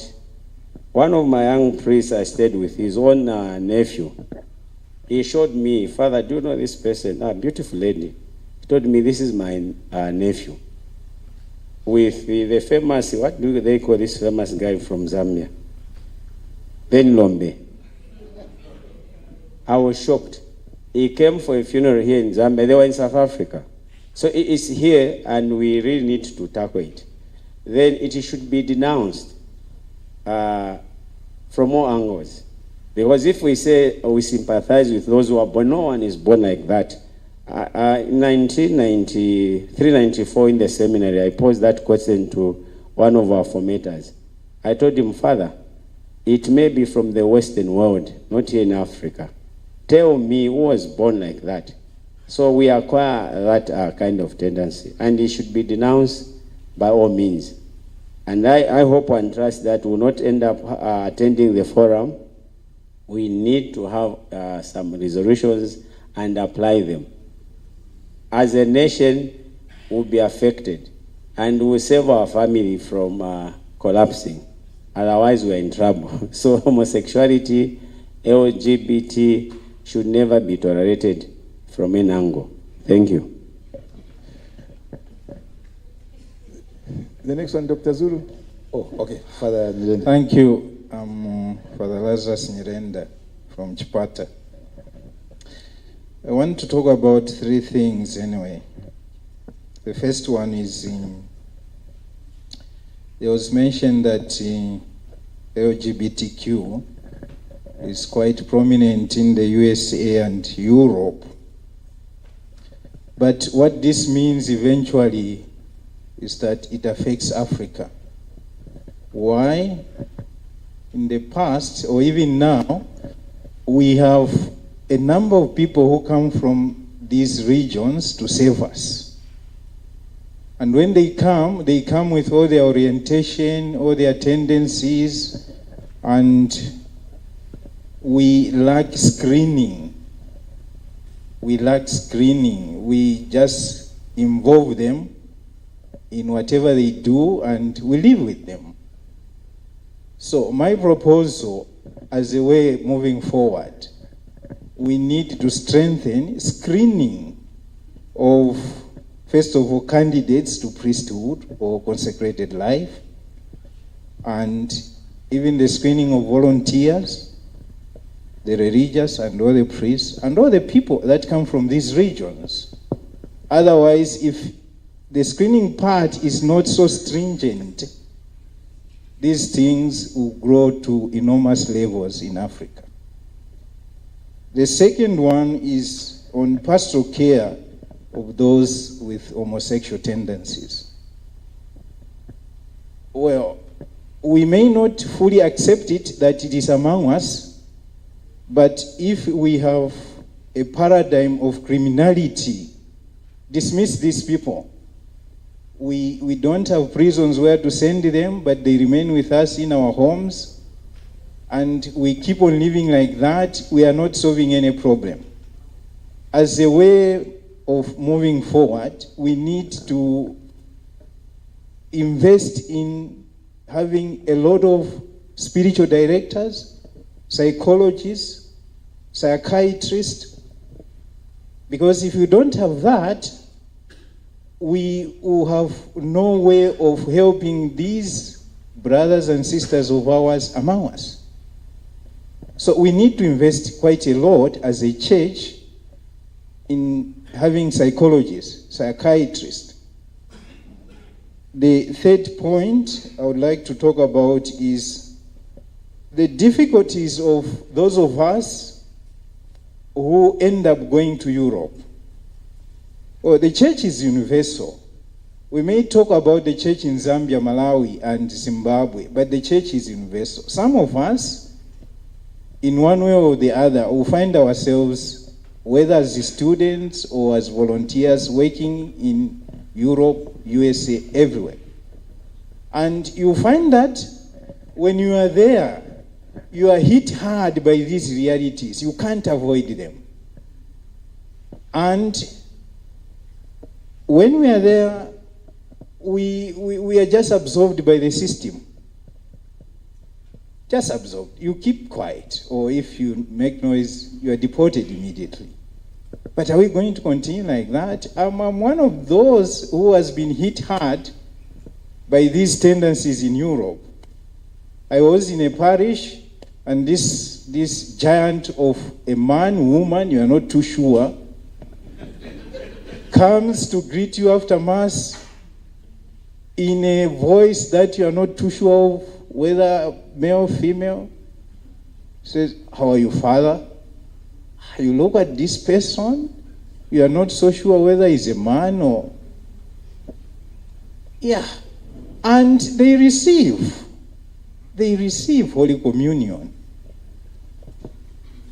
What do we do when we go there? Are we evangelizers, those of us who go out there, or we just keep quiet to maintain our status quo when we are there? Well, I'll confess here, I was silenced into being quiet so that I could remain there. But the question that kept bothering me is, are we going to remain quiet when we are there? Because here in Africa, we may talk and talk and talk, but go to those places, you remain quiet. Are we going to be like that? The last point I want to make is about what my brother talked about. There's a lot of vesticism. There's a lot of vesticism in Africa, or in Zambia in particular, where even in families, because of poverty, you have a baby, these people can't buy clothes for a baby girl. The other one who has grown up. And we see these things happening, and even before baptism, we don't talk about them. We see nowadays it's even acceptable that women can just put on trousers anyhow, even in church. It's acceptable. Well, are we going to continue with this trend of vesticism? Thank you.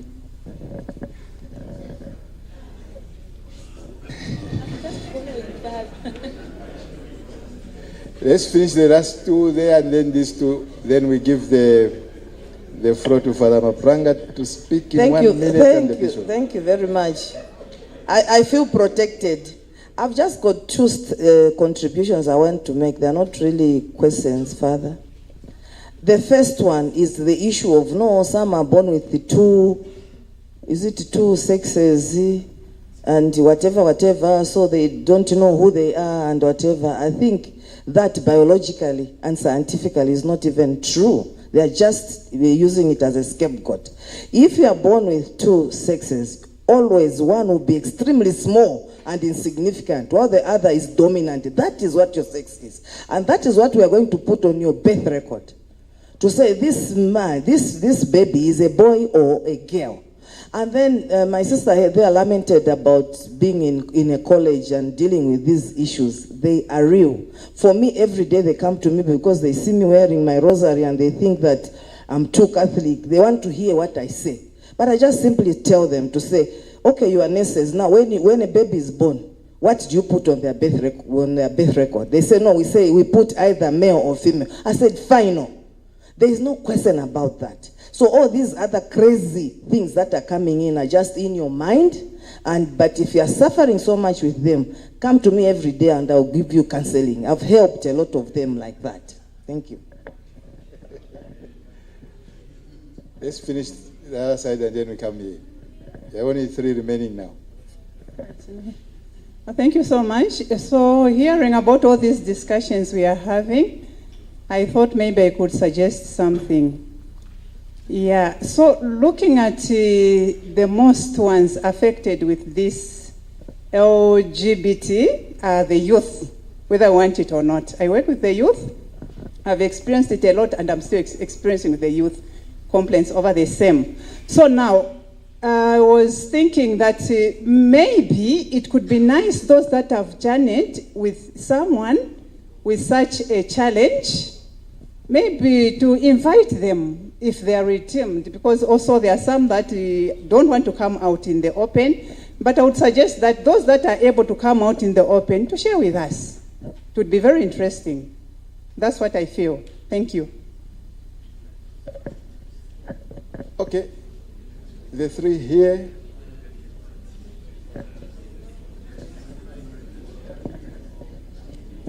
Thank you very much.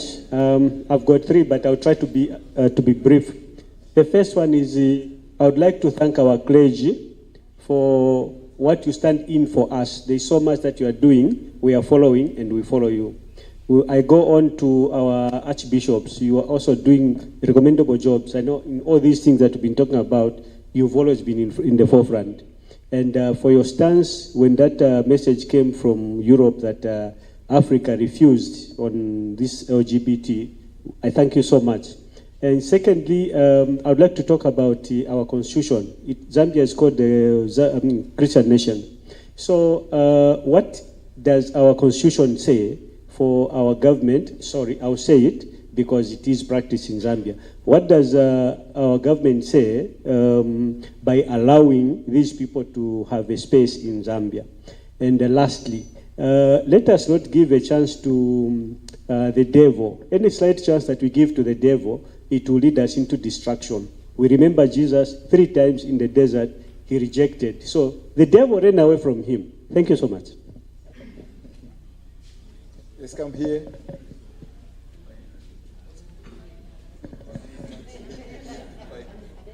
Thank you very much. I think my question has been touched by my brother here. I would have loved, Father, to really have interrogated the Zambian law. I personally haven't done that, and I believe it's quite, according to your term, it's quite queer because it's neither here nor there. But really, we've seen a lot of strides made by other countries in reducing this scourge. China, Uganda, North Korea, and all this. And obviously, we've seen numbers dropping because of criminality. They've termed it as criminality or criminalize the action. So I want to find out, would the church, being our church, support laws that would criminalize LGBTQ? And if so, what action should the church do to advise the government? Obviously, I don't want to call it pressure, but to advise and guide the government that this becomes law. Because by doing so, it will speak to a lot of things. You know, to the government, obviously, to the schools in terms of our curriculum, to the media, because what our children are watching and what we are seeing on TV is actually encouraging this. And this also speaks to the childcare reforms that we talked about earlier. Have you taken this stance also? Supposing a parent or some parent comes through who is LGBTQ and says, I would like to adopt, what are we doing about that?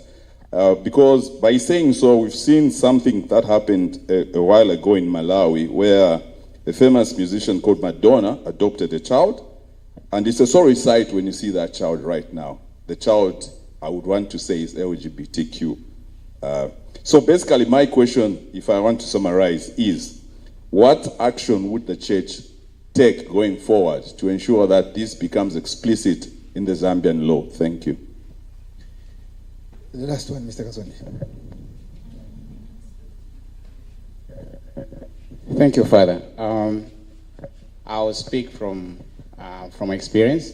I belong to the Diocese of Solwezi, in which my bishop has had a very good background in pastoral work. And in 2023, I was one of those people who came for this National Catholic Forum. And some of the themes that we came out and went with were accompaniment, solidarity, and so on. This year,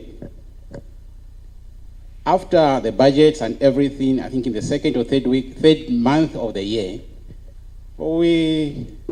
an idea came out to say, pastoral works, pastoral activities are done in the lay organizations, but there's one component which is missing, it's the youth. We start with the youth coordinator, and we said, Father, these are the ideas. He said, okay, put it in writing, but we need to consult the bishop. If he agrees, then you'll have our blessings. And that's what we did. We targeted some Catholic-run schools within Solwezi and within its vicinity. And one of the things that came out, and we did report, was that these issues are there. Apart from LGBTQ, whatever, there's also an issue of drugs. And what we learned and what we recommended is that these are some of the expressions our children are using because they lack love from their homes, from their families. And when the parents take them to boarding schools, it's like you are dumping a problem, you are too busy to take care of this problem or this child, so you push your problem somewhere and you expect a metanoia, 100% reform. And one of our recommendations is that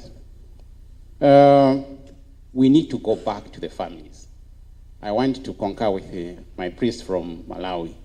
All these things are centered on the family. There's one case from one of the secondary schools where a boy was removed from the secondary schools and was taken to a government school. And because that secondary school, as one of the Catholic main leaders in that school, we were interested to make a follow-up. And what we found that this boy is doing that because the father is too busy. When they go at home, he's busy on his phone, the mother is busy on his phone, and he was given a gadget, he also busy on it. So the house is too quiet. 19 hours, it's like there's no one in the house. So we followed up this case, and the boy, today we can say he has been reformed because the system is able now to show him love, that he's worthy listened to, is worthy sharing love with a family. Father, that's my experience. I have a lot of experience, but for now I can just share that one. Thank you. Thank you so much. I'll allow Father Mapranga to say a few words and then our bishop to conclude, and then we go for tea break.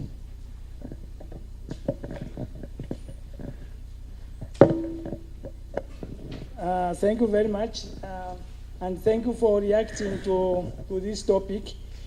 It is one topic that we should take seriously because it is affecting the family, affecting all of us. I'll just say a few things on the questions or the comments. The first one, the cartoons in the families. This is a real issue. And then cartoons is a complicated thing because we do not control what comes on the TV. Maybe if we start talking to the government, we can see how this can be controlled. Like in Australia, they have banned children up to below the age of 16 from social media. No social media for those. In Australia, because they have seen how damaging it can be. There was a question on we people should be careful when we talk of homosexuality. Even animals can know that this is not correct.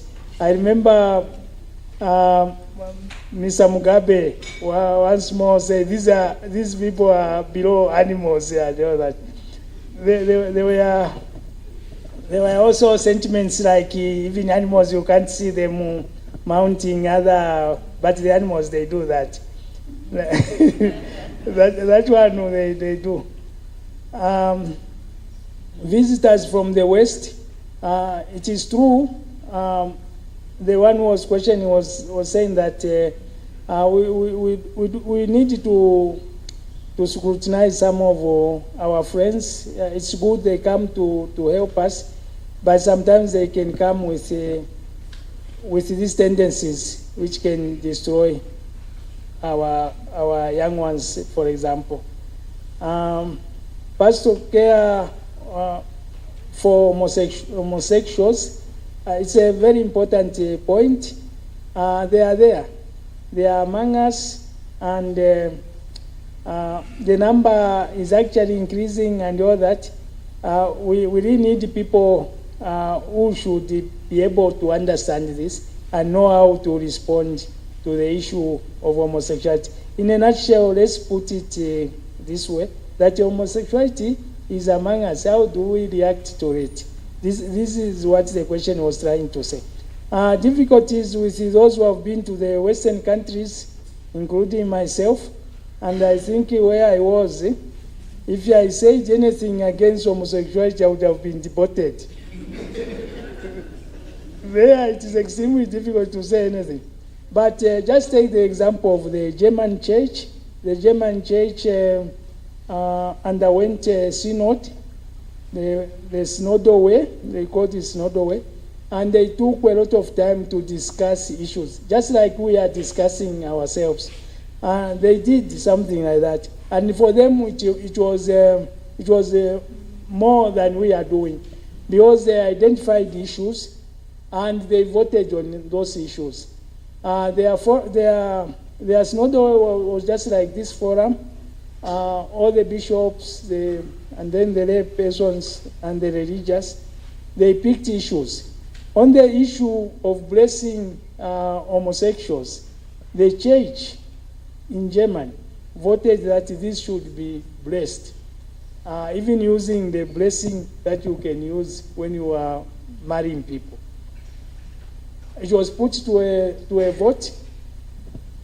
Bishops voted for, some bishops voted for it, or majority of them voted for it, including other items like priests, women priests and all that. So the church in Germany went through a synod and voted for some of these things. And for homosexuality, they were very, very positive about it. And yeah. Germany is a church that supports us, and there was even a fear that Germany may separate from Vatican. It is still there, but maybe they have slowed down a bit. But if Germany goes, and the money will go, we should be there.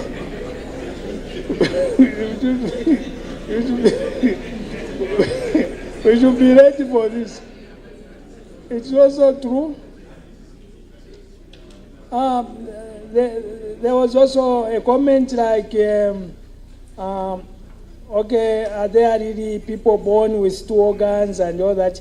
But anyway, some of these things, the way some of these things happen, there are certain mistakes that can happen. They may not be very, very common. Maybe 1 in 1,000, 1 in 1,000,000, you will find people who are born like that. Then Zambian laws on homosexuality.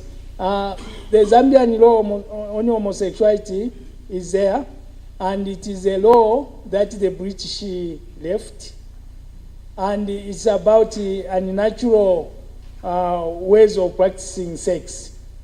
It is criminalized. If you are practicing homosexuality openly in Zambia, you can be sent to prison. They haven't changed it since the British left it. The British themselves abandoned it, but ourselves were very faithful to it. It is there. The law is actually there. Now the question is, there's a question like, will the church ask the state to criminalize homosexuality? First of all, it was already criminalized, but maybe the question would be, will the church in Zambia do it the way the Ugandan way is? In Uganda, they can hang you for this, or life sentence for practicing homosexuality. Do we want it to be like that in Zambia as well? will the church ask the state to criminalize homosexuality, maybe to that extent? There, I'm not very sure if that can be tolerated. I'm not very sure.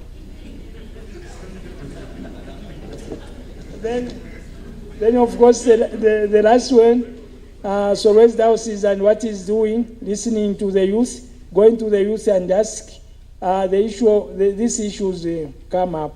But what the one talking of this situation was trying to say that there are many issues, even in drugs and other things, and we really need to do something to know what the youths are going through and find ways of helping. There were other questions. This is what I can remember. Thank you so much.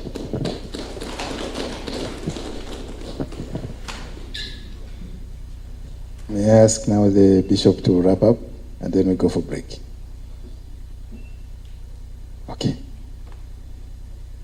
We break for tea break, then we come back after 30 minutes at 17.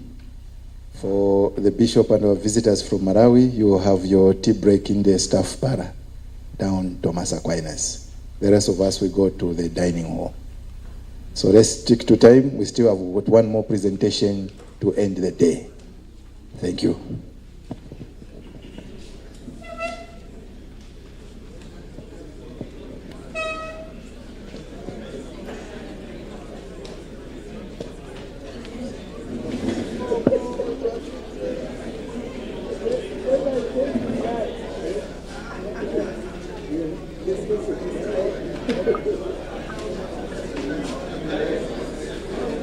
Have you experienced a fire at home, a fire in an office, fire on a bus, fire in a butchery, even fire in church, and you're looking for firefighting and protecting equipments? Look no further. The Universal Firefighting Equipment Limited is here for you. UFE surveys, designs, supply, installs and services firefighting and protecting system. This includes rooms, heavy vehicles and machinery, water beds such as sprinkler, hydrant and hose reel systems. In stock, we also have fire blankets. For more information, you can contact our Lusaka office on +2602 11 28 79 95 or our Kitwe office on +260 12 25 15 11 +260 12 25 15 11 or call the number 0966 86 12 15.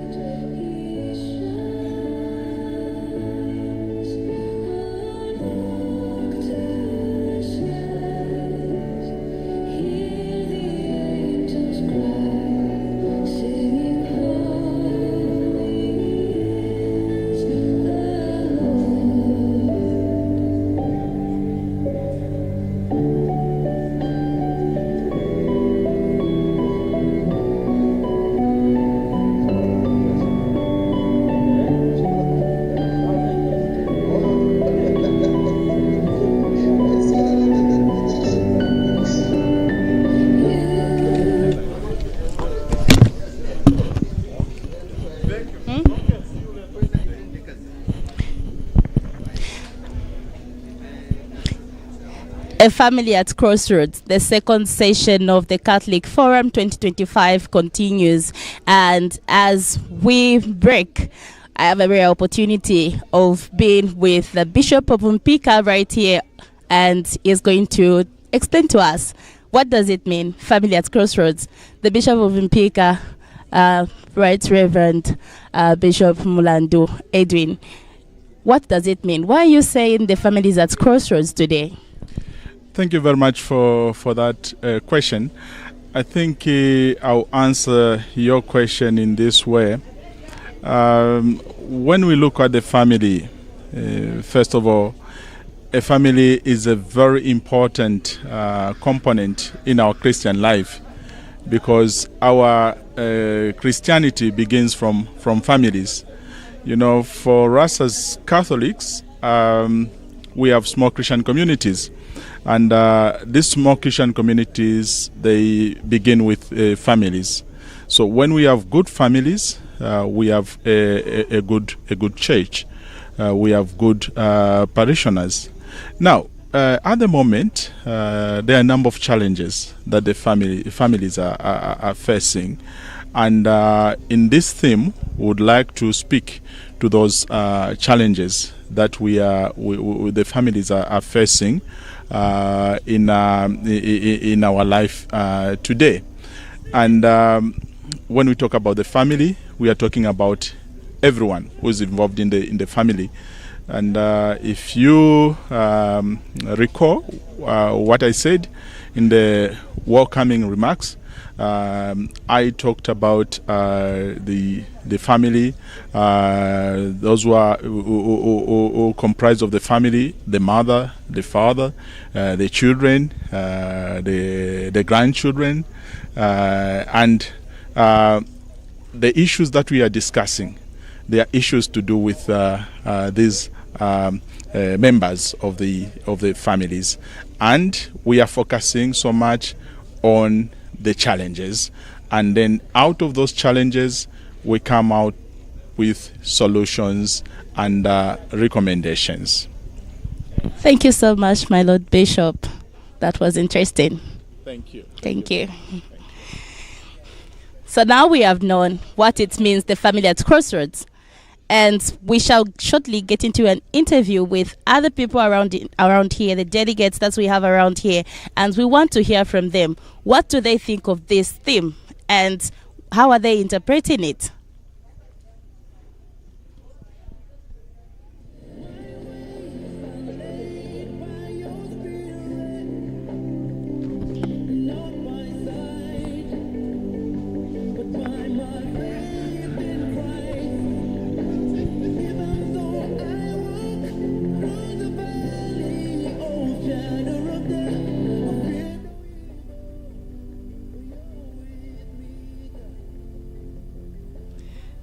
Again, I have another rarest opportunity. Today is all about interacting with the clergy, and this is interesting indeed.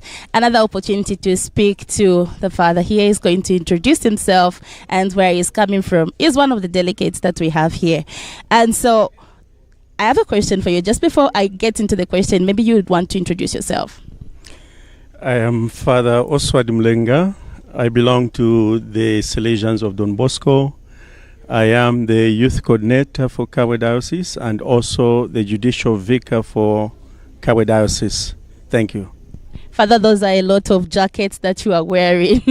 And so today we have this interesting program, this interesting forum that comes after 2 years. And we are talking about the family at Crossroads. How can the church teachings guide families in difficult times? Sorry. Families are hit from all angles of society because of many challenges that we are facing today, namely economical, ideologies, spiritual, psychological, and even emotionally. And the church in its structures, when it is preparing its people who are going to bless their marriages, enter into a covenant, it stipulates in its laws very, very clearly. Like, for instance, Canon 1055 puts in all the essential elements that helps the families when they face challenges. It states the matrimony is a covenant, meaning it's a contract by which a man and a woman establishes between themselves a partnership of the whole life. So the teaching of the church already indicates that marriage is for the whole life, regardless what you meet, difficulties, challenges, good things, but this is the partnership ordered for the flourishing of the human community forever. It is also ordered by its nature to the good of the spouses. So regardless what challenges we meet, the good of the spouses should never be neglected. Sometimes families are challenged by unemployment. Sometimes someone was working and all of a sudden they are laid off. That also affects how they relate. But in the teachings of the church on marriage, on canon law, it emphasizes that even in poverty, there is still the good of the spouses. Even in sicknesses, the families, the spouses have to look for the good of each other. Then it continues also, it is ordered towards the procreation and education of children. So in its teaching, as we prepare our Christians for marriages, the church emphasizes the doctrine that marriage is the correct environment for human procreation. As such, families should be prepared in order to start having children, in order to reduce the amount of challenges and crises that may come because of unpreparedness. Then it puts this one important aspect at the end: education of the very children that are produced in the family. Education is on two levels. It is on secular education, but also doctrinal education. So when the families are well-founded, spiritually founded, well-seated in spirituality, no matter what challenge that comes, they will still find their solace in the scriptures and the doctrines of the church, particularly when they have access to the sacraments that we receive every day, the Eucharist, confession, reconciliation. They are able to overcome any kind of challenge that may come their way. Thank you so much, Father, for joining us. Thank you so much. It's my pleasure. Another one explained how the church guidelines can help the families, especially in these difficult times that we are seeing the family at crossroads. Stay tuned.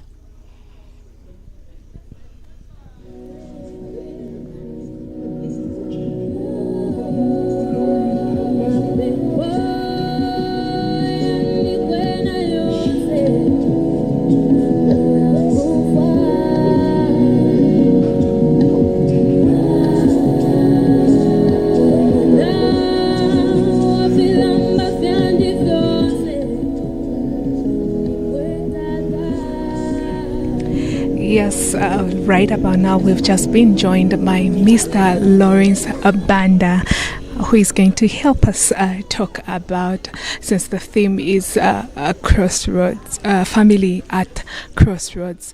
We're just going to find out from him what he has to say concerning the issues of a family facing challenges. Mr. Banda, what do you have to say about challenges that are being faced by families nowadays? There are quite a number of reasons, and we can't count them. But to start with, we'll talk about unemployment. Unemployment will lead to a lot of frictions in the home, because the so-called provider, who is the husband, may not provide enough or anything for the family. And sometimes even the wife may not also provide, because of course she depends on the man, and in that case the family will be fragmented. You find children who resort to go to either their relatives, but there of course they will not stay longer because they are also grappling with economy, and in the end the children will find themselves on the streets. While the parents will also be engaged in other vices such as prostitution, thefts, or maybe just lazing around. because they've got nothing to do, or maybe they are just lazy in mind to think of anything else that they can do to provide for the family. You see, God is always with us, and He always provides. So, as a family, we need to pray together. When we pray together, God will be in our midst. And when He is in our midst, He will open our minds to the direction that God wants us to follow. So we have to be prayerful. And we also need to have more time with our children, our families, so that, you see, we share, or we have that touch with our children, our wives, as well as the husbands. Because the more time the family lives apart, then there will be disconnections. So that is one. Number two, school. Because the man is not working, and the wife maybe may not be providing, the children will not go to school. And by not going to school, we are contributing to that number of uneducated citizens in the country. Then the other may be lack of maybe commitment by the parents, but in trying to guide the family or the children, or maybe lack of understanding also creeps in.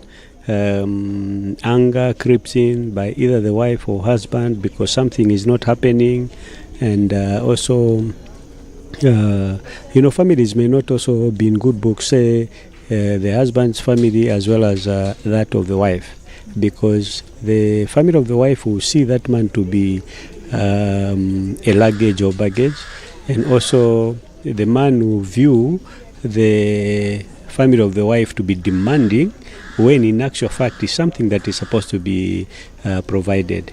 So we are encouraging families to stand tall in the midst of challenges, so that once they stand together, then God will help and guide them to be united, so they can do things together. If it's a business, let them do it together. So that once they do that business together, they'll be united, they'll help each other in terms of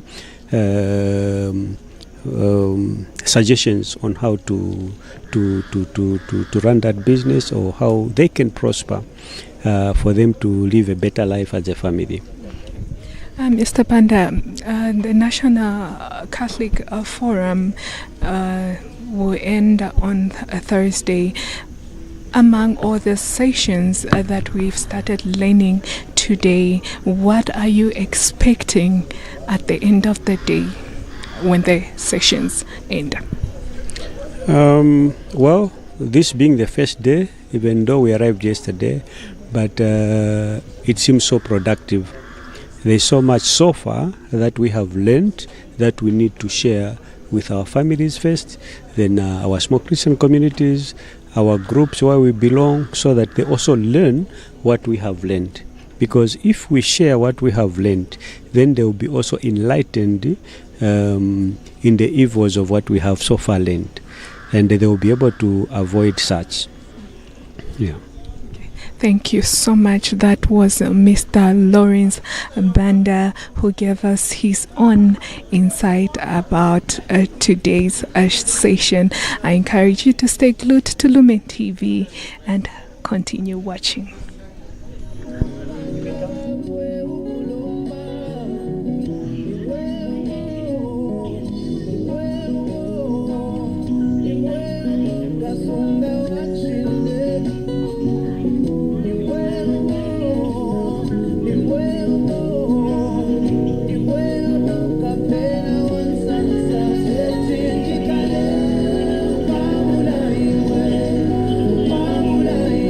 Ta ta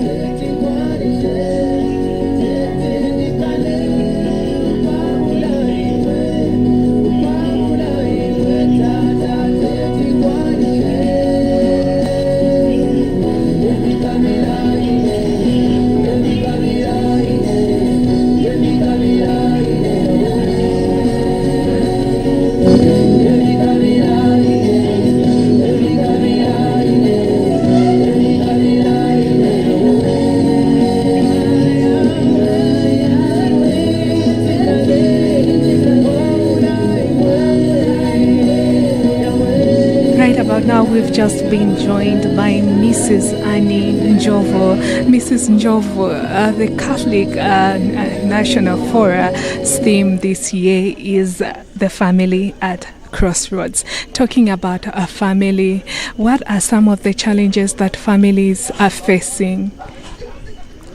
Thank you very much.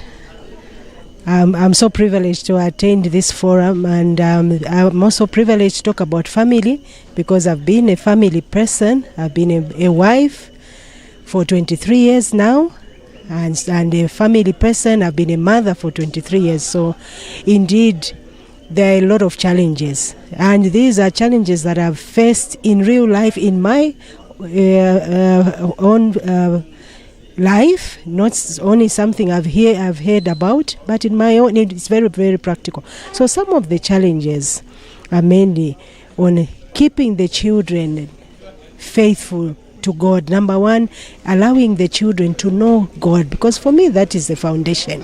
We can never have life outside God. Everything centers on God. Now, just to bring up children in a faith, growth or faith relationship with their God, for each child to have a personal relationship with God, that is a number one challenge, because there is so much distraction. There are a lot of areas that the world is trying to prove that they don't need God. So to convince them, it has not been easy. But thank God, it has been possible. But it's a journey. It is a journey. And also the danger is where you go to the extent of like dragging a child to church rather than allowing them to have that personal relationship such that even when they grow, or even when they are away from home, they will still remember they have their God. Secondly, the other challenge is technology. You know, Kudala, I always tell young people, children, that Kudala would sit around Bambuya or our own parents. But today, children have no time. Today, the Mbuyas are Google or AI. You have nothing to offer. Anything you want to tell a child, they will run back to check what is the internet saying. They will prove you wrong or right. So it's like we are competing.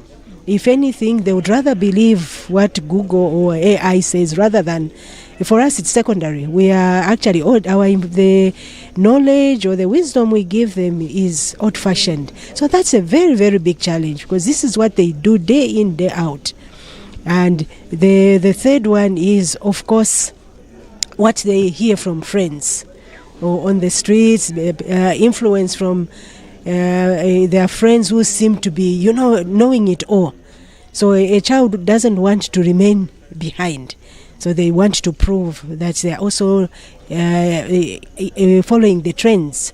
That is a challenge. But for me, I always tell them, no matter what, I have also been there.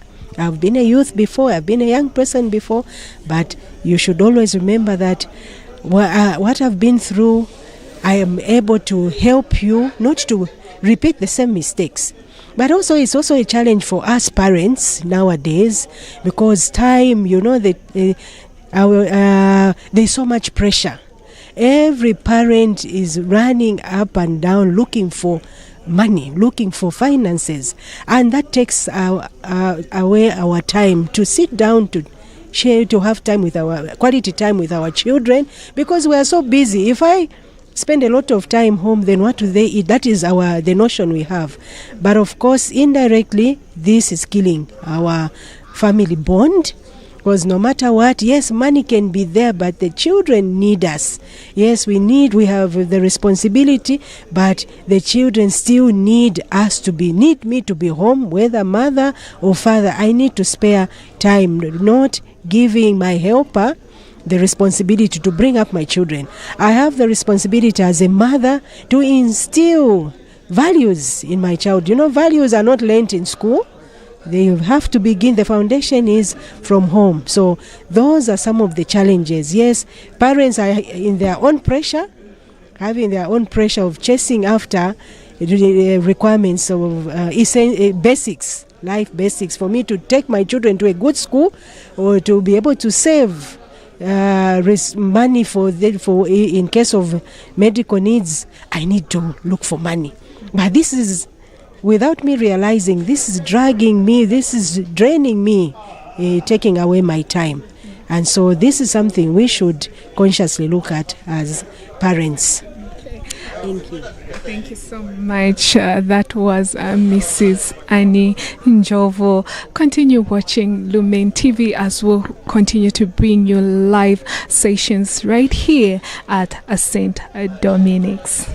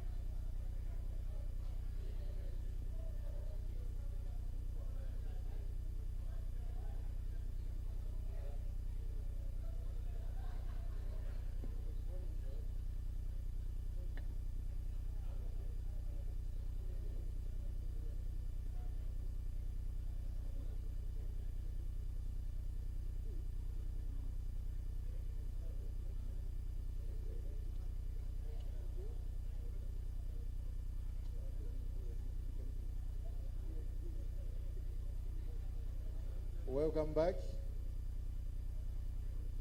We now have our last presentation.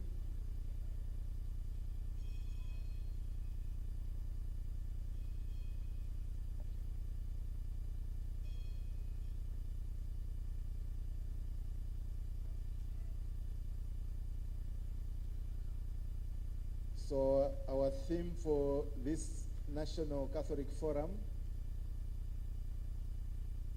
the family at crossroads.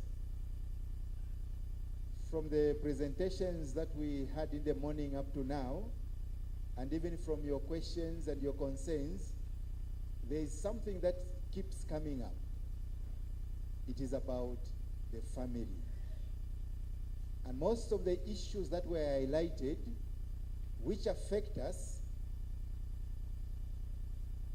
it is saying a lot about the family. So to help us with this presentation is Father Jepa Costa, the National Catechetical Coordinator. Father moved one step further. He has even put his presentation in a book form, going at a very minimum price of 50 kwacha only. So this presentation that we shall have, there is a book that has been written. At this moment, may I call upon Father Jepa Costa to lead us in this presentation.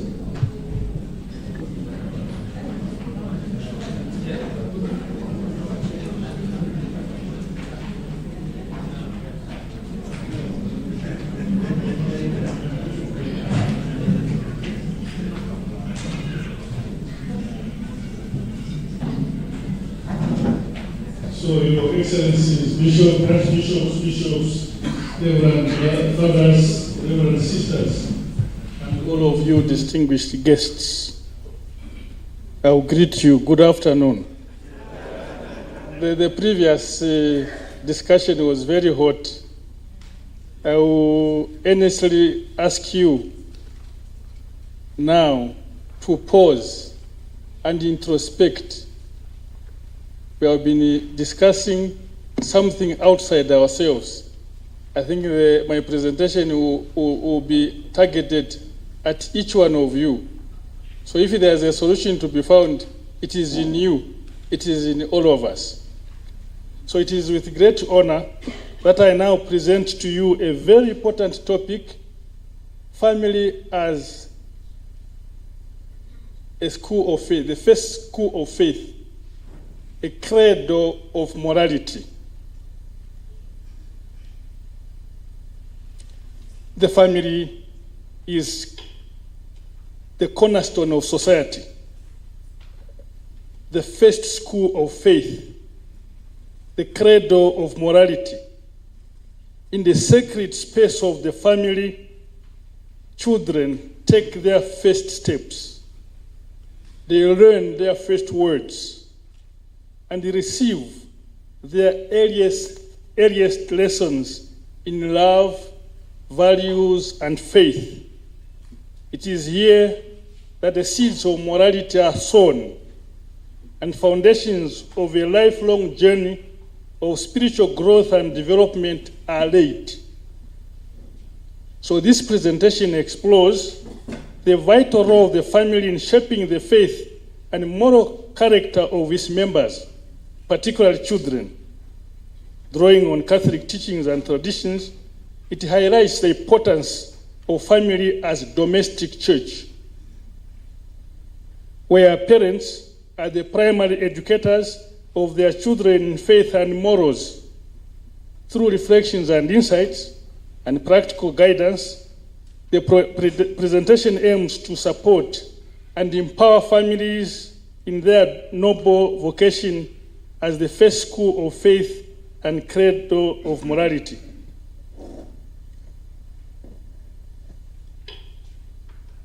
So then as you will listen to the presentation, have in your mind the context in which we are. Things have changed. Some of you may wish to to our families the way they were when you were children, or when you were still not yet born. The context has changed. Before the Catholic Church had a monopoly, it was like we are the only one fishing from the lake. But this time, look, same waters, many people fishing from the same lake. So have in mind that, and we have already highlighted that the family, keep going. So keep going. Keep going. So we'll, a bit back. So we'll look at the family as the first school of faith. Just highlights. Then we'll look at family as a cradle of morality. But then knowing that the present families have no capacity. They have the faculty, but they have no capacity. They have no content. So we'll look at the challenges of the family that will make an ideal family not realizable. So we'll look at some of the challenges, not all of them. Some of the challenges we have already spotlighted them. Then we'll look at new pastoral options. Few of them. What can we do? What should we do? And then we'll go for practical and easy beginning to this ministry. Now,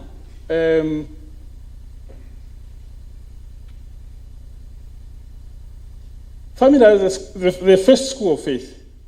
Usually school is often associated with buildings, classroom, learners, syllabus, and teachers. So one would not think of family as a school. I'm sure some of you don't think of your family as a school.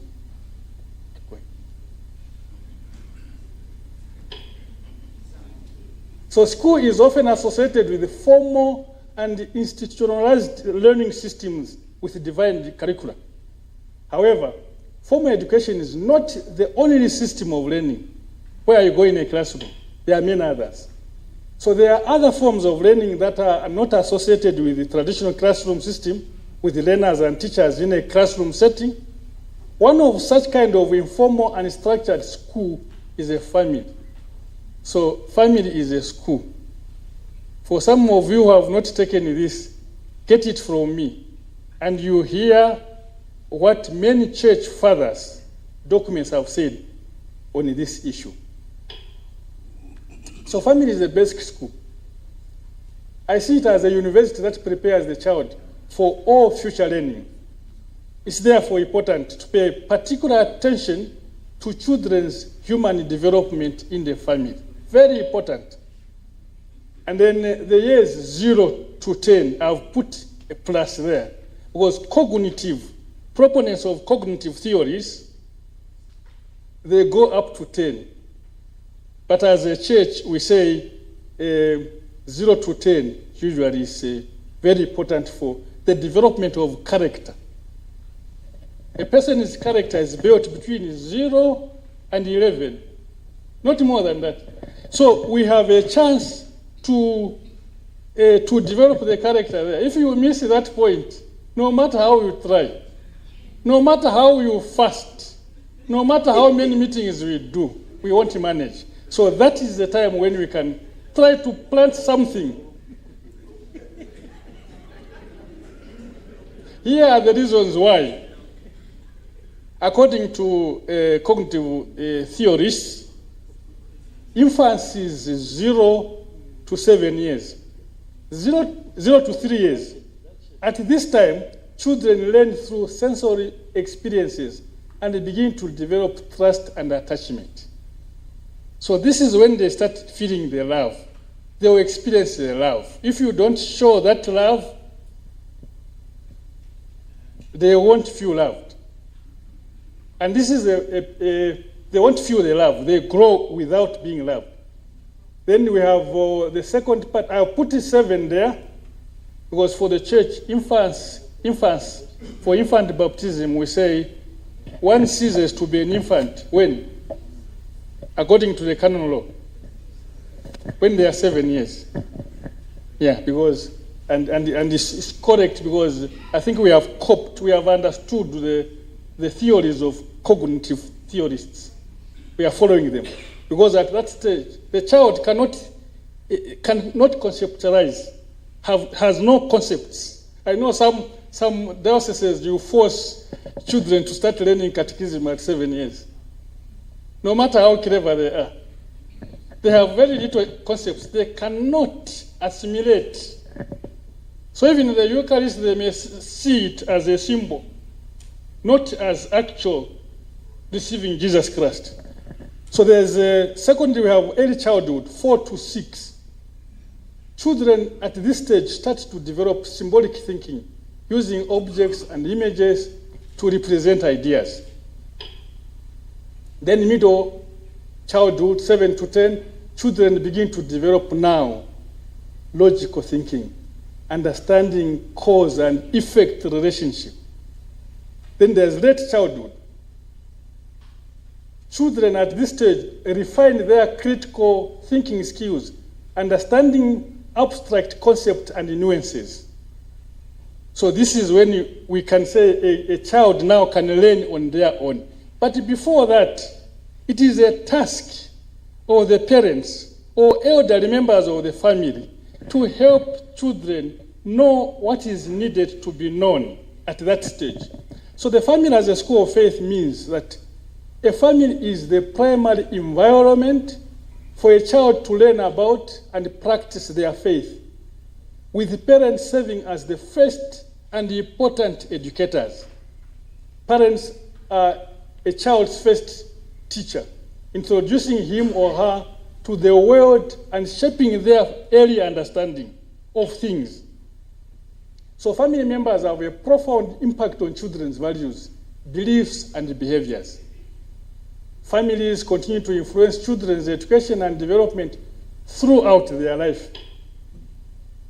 So the Catholic Church, in her wisdom and experience, values the family's role in the education of the children from early years. So the Church emphasizes the family's indispensable role in education, faith education and moral education. She unequivocally affirms that parents are the primary educators of their children, according to Catechesis Tradendae, which is Catechesis of our time, number 68. This document highlights the significance of the family in shaping the child's faith, values, and overall psychological, human, social, and physical development. So there are some of the documents. Pay attention to these. Pay attention to them. Okay. So notable documents that can help us to understand the significance that the church gives on the role of the parents, the faculty that the church gives on families. Go back. So Catechism of the Catholic Church highlights the family as the domestic church and the first school of faith, where children learn the faith and grow in their relationship with God. Then we have one document produced in 1929 on the role of Divine Ilus Magistri. This was done in 1929, where Pope Pius XI's encyclical on Christian education, which defines the mission of the church, family, and the state in the education, emphasizing the family's role in the faith formation of children. Then we have one of the documents of the Second Vatican Council, Gravissimum Educationis of 1965, which affirms the family's right and duty to educate their children. This is where we see the family given the faculty. They have the duty and the right. Then in 1989, we have John Paul's apostolic exhortation on the role of the family, Familiaris Consortio, others quoted it already, that emphasizes the importance of the family in faith formation.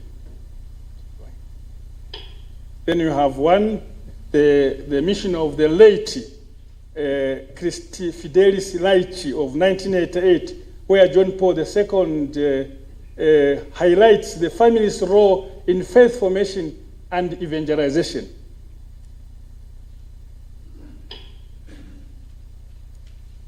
Now, faith formation in the family, some of you may think you have to plan to sit the members of the family to learn. No. The faith formation in the family is intermittent. It's not planned because it's a spirituality. We presume the role of the family is premised on the fact that the parents have been well catechized or also well evangelized. So we presuppose that the parents know what to do. So it's intermittent, it's occasional, it's transmitted through shared experiences and meaningful conversations. So the elderly members of the family will try to live the spirituality, their Christian vocation every day. So thus, creating a compelling Christian witness. So remember this word. If you want to get anything from what I will say, memorize that word there. Christian witness. So when you think we hear of family being the first school of faith, one very basic, important tenet there, Christian witness. How parents, elderly members of the family live their faith, how they express their Christianity. So this involves parents guiding their children's spiritual development, teaching them virtues, ethics, and the core tenets of their religion through their actions and daily life. Another very important one, it means the same thing. Christian witness of life is the same thing. Actions and daily life. So this approach includes creating, now this is very important, creating family rituals. Unfortunately, for our lay brothers and sisters, we have not helped them very much. As priests and religious, we have rituals. Don't we have, what do you call that big book that we use, Monsignor?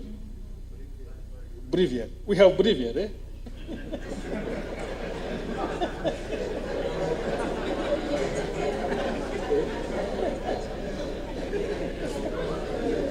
And what is there for the families? What family ritual is there that you can point? For us, there's a reminder at least. At least the rector will remind the seminarians, and when they get there, if they are lucky they live with someone who is very focused priest, they will have the breviary. They will pray together, liturgy of the hours. But then we need to create family rituals. Now, family rituals, part of the family rituals is prayer and religious practices, grace before and after meals. There are some who we don't take for granted this. Then there's attending Mass together. People attend Mass for sure. Do they attend Mass together? Those who are in towns, of course, they drive together because it's expensive to go in different vehicles. Then, number C is very important. Learning catechism in a home. Whilst family is an informal school, in a family we teach indirectly, implicitly, not directly, but at the same time, there should be occasional moments. There are moments where parents or guardians can help teach catechism to children, those of 10 years and above. It's very important. Often I've asked some adults, I'll ask them, how many sacraments are there? Many will answer me, is it not 17? But someone is a member of a very important lay group. Yes, it's true. Try to ask. And last week I was laughing, I was following ZNBC, they were asking people about Christmas carols. What do you say about Christmas carols? Tima Christmas carols. Aliwama sana. They think it's food. So they are.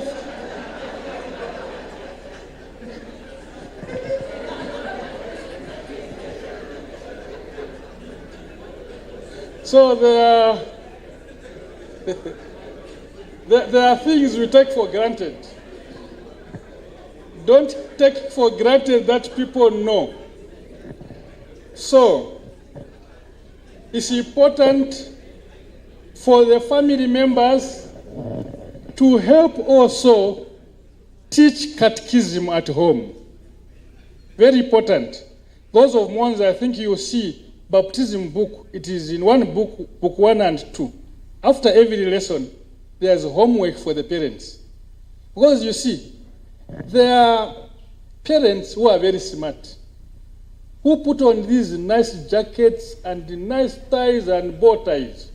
They expect the people who they think they are people who have nothing to do, people who are not well educated, to catechize, teach catechism to their children. And if you don't make them qualify to receive the sacrament, hear what they say. So there are Catholics who are abusing catechists and catechizers, expecting an enlightened person to teach your child's catechism. You see there, when they can do it. Some are professors in institutions at university, but they will send their child to be taught catechism at church. You can see already the significance that we don't pay. We don't pay much significance on catechetical learning of children. So it's very important at home to have, even to ask, what have you learned at the church? Some don't ask. At which stage are you? Some don't ask. Then it's important also to read the Bible together. A family that prays together stays together. So reading the Bible together is school. You come together a few minutes, you read the Bible. Some they think that people have so much to do. They need to go to watch football, they need to go here and there. But here I will make a comparison. It's not a good comparison, but I will make a comparison. The Muslims, they are growing in numbers, Father said. It's true they are growing in numbers. And you know, sometimes we are very nice, we talk about interreligious dialogue, we dialogue. They don't dialogue, and we want to dialogue. For them, they envisage a goal, they know what they are up to. Is it 4 or 5 years ago, they had a 50-year strategic plan to Islamize the whole of Africa. And after Africa, they go to Europe. But for them, in the morning, a Muslim parent, father, mother, when they wake up, the first thing they do is prayer. They'll put a mat there before they go to the mosque. They will be there, Agiba Allah. 3 times. 3 times. And the poor kid who is just 9 years, you know, they have not yet developed concepts. They don't know what they are saying. When they go out to the mosque, they will go there where the parents were. They will be demonstrating. Already that is a school. They learn from what parents are doing. They learn from what they see. So reading the Bible, when we develop the spirituality of reading the Bible, praying together, they grow up with it. When they are old, they get married, they will remember, no, when we are young, we used to pray together. Let us pray together. Already that is preparing someone to be a parent, to be a family member. Telling the stories of saints and good people. Now, I wanted to draw you to one thing, very important thing. Do you think that our grandmothers and fathers were more educated than us? Because they had time. Of course, technology was not there as it is. They had time to tell stories. But we don't have time to tell stories. To tell good stories of good people. Keep going. So, fostering a relationship with God, that is central to the family's Catholic identity. So it's very important to formulate, to foster a relationship, and that is done through moments of prayer. Parents demonstrate what it looks like to live a faith-filled life, teaching values like respect for others, good neighborliness, kindness, discipline, responsibility, and service to others. I tell you, if it was Jesus, I would say, I'll tell you solemnly. If a parent sees a child insulting their neighbor, they must be prepared to be insulted one day. So if family members don't want to be insulted, first they must teach their children good manners. All forms of learning in a family emanate from the family and are oriented towards it. In the family, learning is done more by observing each other, seeing what is happening. This is as opposed to formal instruction. The formation in the family is more implicit, as I said, indirect by voice and action, simply put, by witness of good life. I'll read it there. I thought it would be clear. If you don't light the torch as you begin the journey, you will start without knowing where you are going. If you light the torch halfway through the journey, you might have missed the road altogether. Better to light the torch at the beginning to guide you to take the right path. And that is what family as a school means.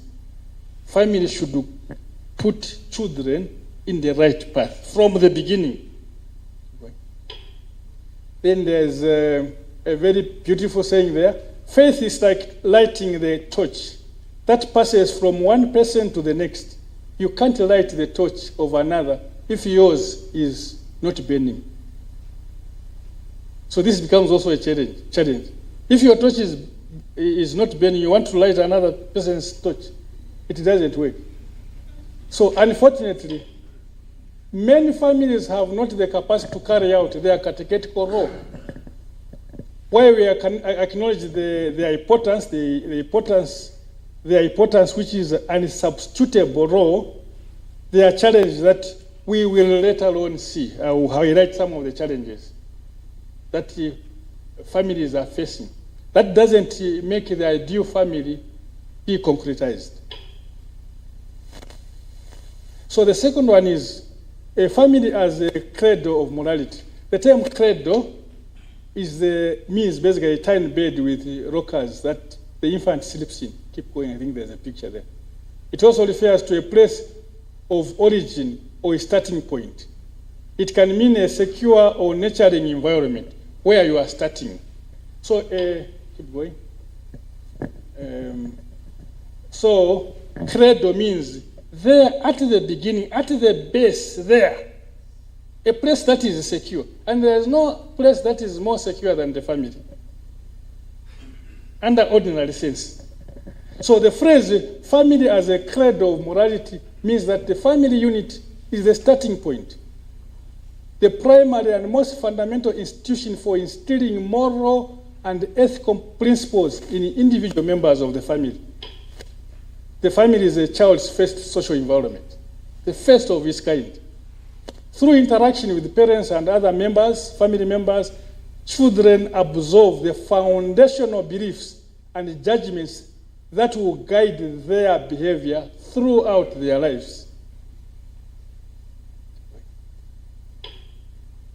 In this environment, in the family environment, parents and other older members of the family act as unsubstitutable role models. Role models. Let me get a bit back. I'll ask, don't respond, but I'll ask a question. My brothers, lay people here, family members, do you see yourself as a role model for your children? If you do, like you, and may God bless you and give you more years. Keep going. Then, children learn by example, and the behavior they observe at home forms their initial understanding of how to act in society. Like the example I gave of a Muslim family. In this, keep going. The behavior, for instance, of adulterous husbands, wives, escalation of drunken parents, and irresponsible parents is a scandal, an indelible scar in a child that constitutes what we call problem child in many adults today. There are many adults who are referred as problem child. In fact, for me, what I do, and I think it's correct, but I want to do it here. Every 10th person, if I start counting from here, every 10th person is a child, a problem child.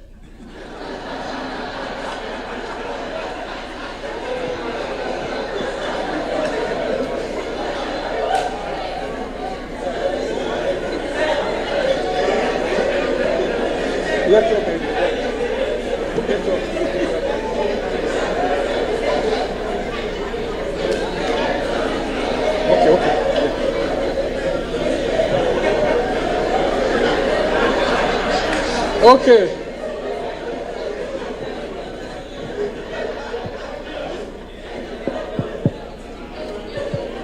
Okay, are we together? I just hope that you are not the one. So, there are notable proponents of a family as a cradle of morality. We have first one there.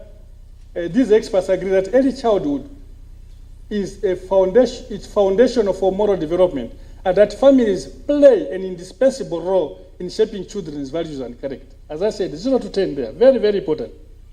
William Damon emphasizes the importance of early moral development and parental influence. Very, very important. Then Alf Kohn advocates for unconditional parenting and promoting moral values in children. Then you have Daniel there, who highlights the role of emotional intelligence in moral development. Then Howard Gardner suggests that multiple intelligences, including moral intelligence, can be nurtured in early childhood, in a family. Then you have Martin, who promotes character strength and virtues in children, emphasizing parental role modeling, what children see in parents. So the Catholic Church also, in her vast and long experience, has a lot to say on the importance of moral education in family setting. I've already referred to that document there. It's rich in many ways, even in moral education. So John Paul II addressed the family's role in educating children in faith and morals. Familiaris Consortium number 36. Then Catechesis Tradendi, that is Catechesis of our time, emphasizes parents' role as primary educators of the children in faith and morals. That one. Then there is another one here which I quoted before. Then Amoris Laetitia, get back to Amoris Laetitia. Pope Francis Apostolic Exhortation highlights the family's role in transmitting faith and values to children. Keep going. It's in the family setting where core values are explicitly taught and reinforced. Values like honesty, they are taught in the family, not in a classroom setting. A child is sent to buy something. Their children, you send them to buy cooking oil. They will hide one kwacha always. So we should find a way of helping to be honest from early times. If they are not honest, I'm telling you, they won't even be honest. Even the seminary formation won't help, but they cannot help at all. They must learn these values there in the family. Self-discipline is learned first in a homestead, in a family. Keep going, Monsignor. Justice. Justice is learned at home. I'll tell you a short story, but it's a bad story. You know, when I eat, those who live with me, you have not seen me. When I eat, you know that I rush in eating. I'm so, now you pay attention. I rush. I grew up in a family. My father had five wives. So when eating, we are so many. So you make sure that you are satisfied. And no one would help you to be satisfied. So when you see the simmer, it's on what do you call it when you are running? On your marks, ready, go. So even when I'm alone, sometimes I sweat.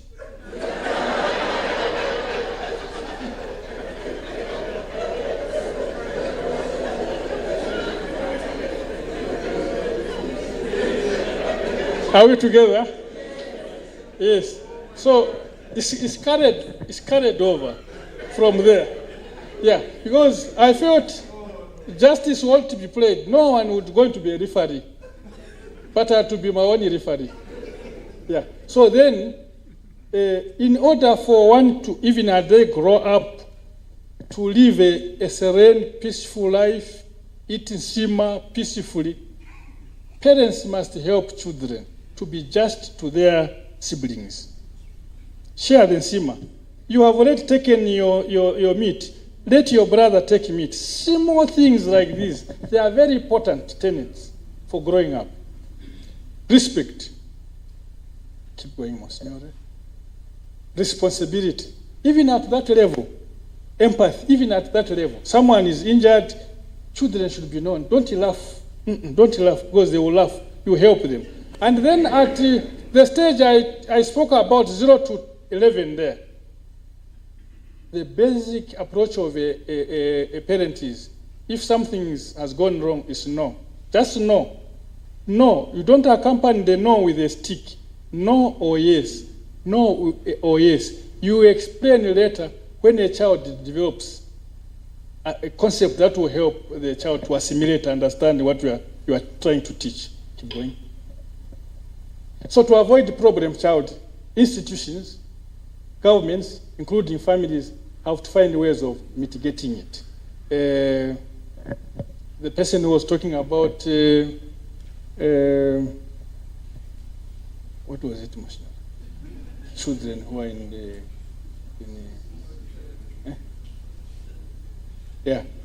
those who are being kept in the orphanages and so forth, instead of dealing with these systems, what do you call it, symptoms, we can avoid the issue of problem child by trying to mitigate that problem at home in the earliest years. So the years, as I said, they are very important. They keep going. So the family becomes enabling environment for character development there. Enabling environment for character development. It's therefore important to pay particular attention to the family, smallest institution as it is. It is, but a very important place for all forms of learning, character building, and faith development. So the problem child is defective moral formation in early years. So if you find some boys and girls who have a defective moral character, it's because of defective moral formation in areas. Common reasons for problem child may be linked to changes in family circumstances, parental conflict, exposure to violence, abuse, neglect, or other traumatic events, harsh environment. So a family should be a cradle, a place of peace, a place that is secure, where one feels the warmth of love and is protected. Family as a cradle, Morait posits that strong families which successfully impart positive values are essential for a healthy and stable society. Because if children grow very well at that homestead level, family level, just know that individual children who are going to grow into adults will be good citizens. If the first cell of society, the family, is strong morally, then the larger community will be benefit. And now we have an example, a very good example. The Holy Family is a moral guide and a model. The family environment provides ongoing guidance and a safe space to correct mistakes. Jesus grew up in a family.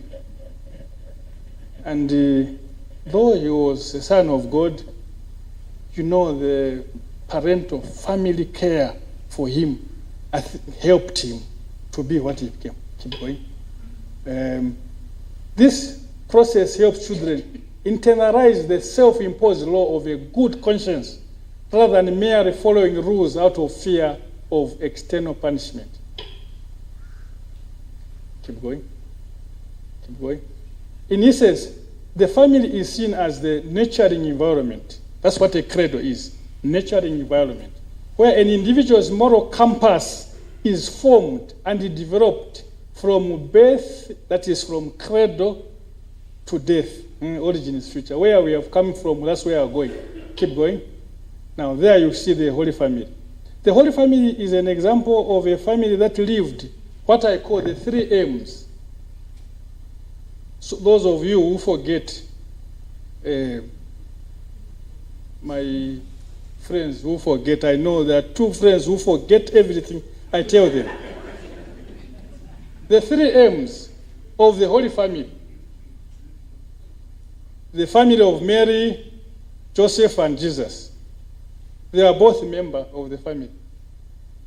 They are both moral guide and model. So that's what a family ought to be. Be a member of the family, be a moral guide to the younger ones in the family, and a model. We are called to, even for us who are already grown, who are not in a family, this is our call. Be a member of the church, but be a moral guide and a model of Christian living. Each was a full participant in the family while retaining their status as father, mother, and son. Keep going. Now, that is an ideal. I spoke about ideal. Is that the reality you see around in families? Listening to discussions that we had, you have a feeling that really the family is at crossroads. It's not ideal. Why? The challenges, some of the challenges that don't make the family as truly the first school of faith and credo of morality are as follows. The first one is precariousness of adult catechesis. Precarious is a word that means unstable, not secure. So, precariousness of adult catechesis. We don't seem to have a deliberate catechesis for the adults. And already as we were discussing issues of homosexuality, I was saying, look, there is content for adult catechesis. And you know, there's been over emphasis on children's catechesis. I think there's no institution in the world that emphasizes more on children than the church, the Catholic Church. There's no. You can argue with me. Other institutions like the scholarly school here, this school, the school continues from preschool, they continue until they become doctor, they continue to learn. But is that the case with us? Imagine. And it has been documented. Prior to the Second Vatican Council, the goal of catechesis was to help children become obedient, loyal, and conscientious members of the institution church by providing them with a solid education in truth of faith. And the catechism has remained in 4 categories. 4 categories. The creed, commandments, sacraments, and prayer. And this is what has been developed in what we call moral theology, dogmatic theology. These are the departments. When we grow up, of course, in the seminary, we try to amplify. Now, the question before was, what should I know? What should I do in order to receive grace from God? Know your creed, know your commandments, follow your commandments, say your prayers, receive sacraments.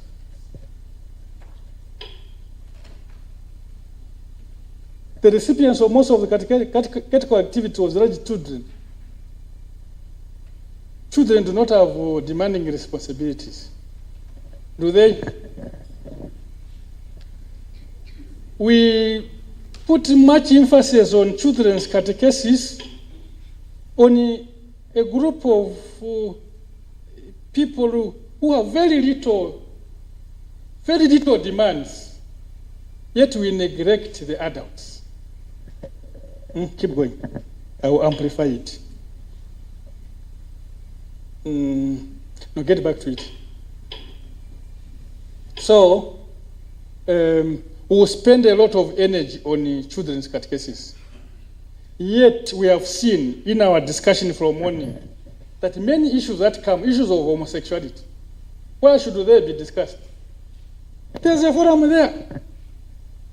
There should be a forum where adults come together and learn about these things. The structures are already there. Small Christian communities are there. The organizations are already there. We have the structures. What we need is the content. To bring that content we are talking about in reality where we are, to concretize it. Meet the adults. Start talking about those issues we brought of homosexuality, of this, how can the parents raise their children.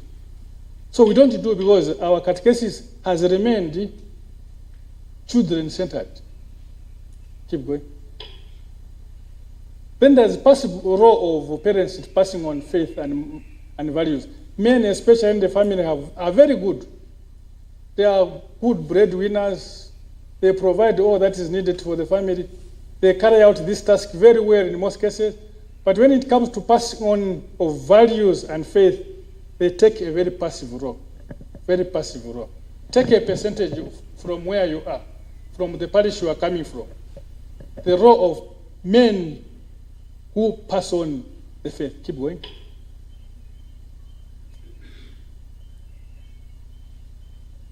And we cannot blame them. Even women, we cannot blame them. Why? They have limited content. They just learned catechism up to confirmation, then it was over. So can you blame them? They just know how many sacraments are. That's what they know. Yes, I know there is occasional adult catechesis, but it must be deliberate. Because you can't leave it to guesswork. Presuming, Father, so the parish priest will do it, and another, it must be deliberate. So like in our situation here, I've never seen catechism called adult catechesis around. Zero. Other places they have, but I've not seen it. Nasova.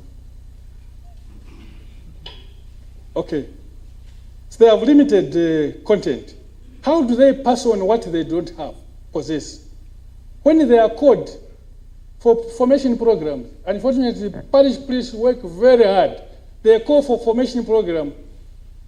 Adults don't attend. Very few attend.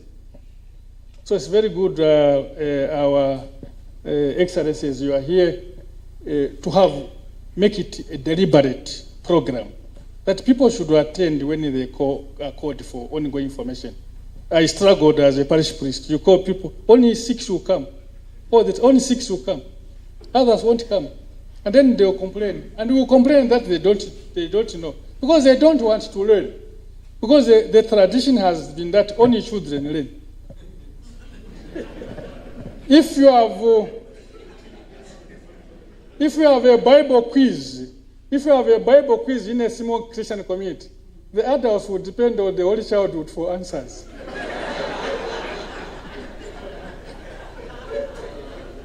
And you expect such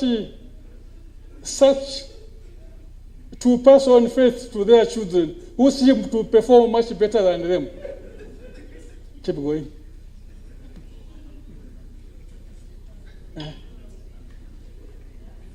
Then the second one is crisis and failure of traditional process of Christian initiation. Keep going. Catechesis of initiation, baptism, Eucharist, and confirmation. In concrete terms, truthfully saying, it often does not initiate, but paradoxically ends. Someone starts reading catechism, they are confirmed, and then they enter what is called the youth program. And there again, our dear brothers and sisters, those who are in youth ministry, also there the content, catechetical content, leaves much to be desired, if it's there. Because that is another stage. I can't go to talk about the psychological development, but that is a stage when people long to know, they want to try. And when someone is trying to do things, they make mistakes. That's another stage where you need more light, more guidance. Keep going. Then we have separation of faith and the culture. The split between the gospel and culture is without doubt the drama of our time. This is what Pope Paul VI said in Evangelii Nunciandi, one very important document. Is it right to say that Catholicism is practiced in the church, at church where Father resides, and not in the homesteads? I don't know the answer. Keep going. Then we have that issue there. I won't say much about it, I think, because there's a presenter coming to do, but I'll just mention it as one of critical challenges of family as a school of faith and credo morality. That was a report by Prime TV on 26 January 2024. It was referring to what happened the previous year, where 36,000 cases were filed in courts, different courts in the country. 21,000 were granted divorce. And I don't know if we have taken time to know how many of our Catholics have divorced. There are men I know that there are men. So there's a challenge there. You expect those to pass on faith to their children, and then all of a sudden they divorce. It is a challenge. Keep going. So that was a report from Daily Mail, 22,001 to divorce, 21,000 couples divorce. Keep going. Then there's that new thing. In all the catechetical documents, directories, from 1971, the first catechetical directory was 1971, then it was improved in 1979, then it was improved in 1994, then now we have a recent one, 2020. There's something about digital culture. But the latest one is there's more emphasis.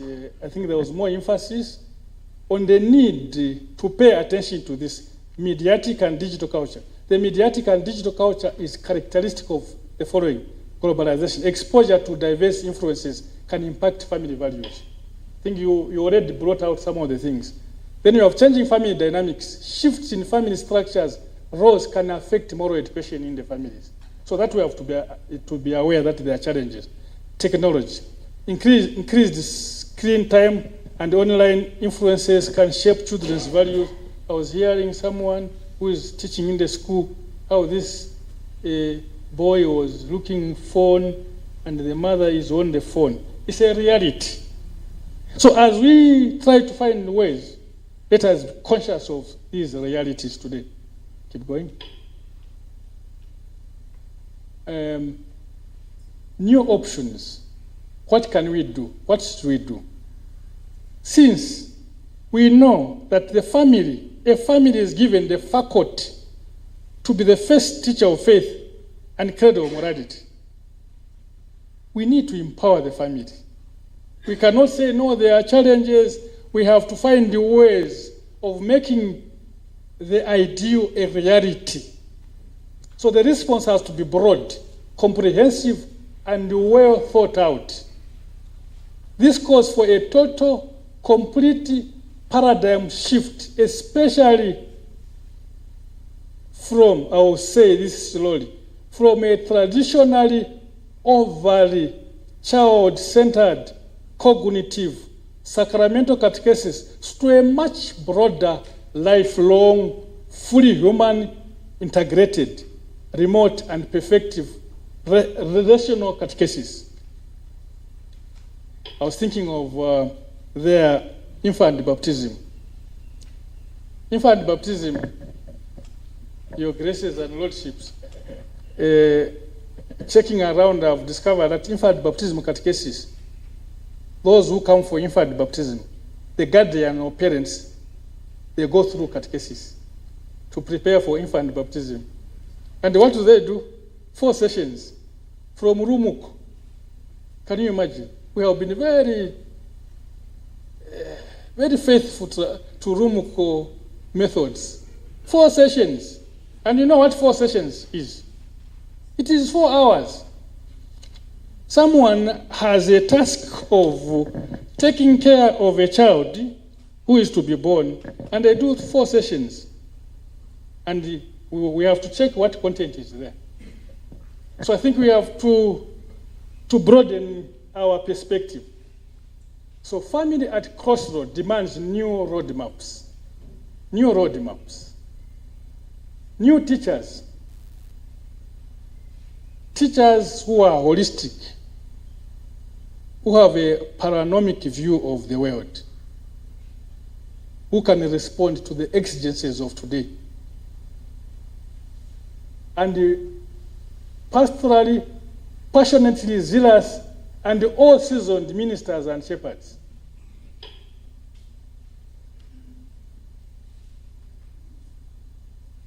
Then,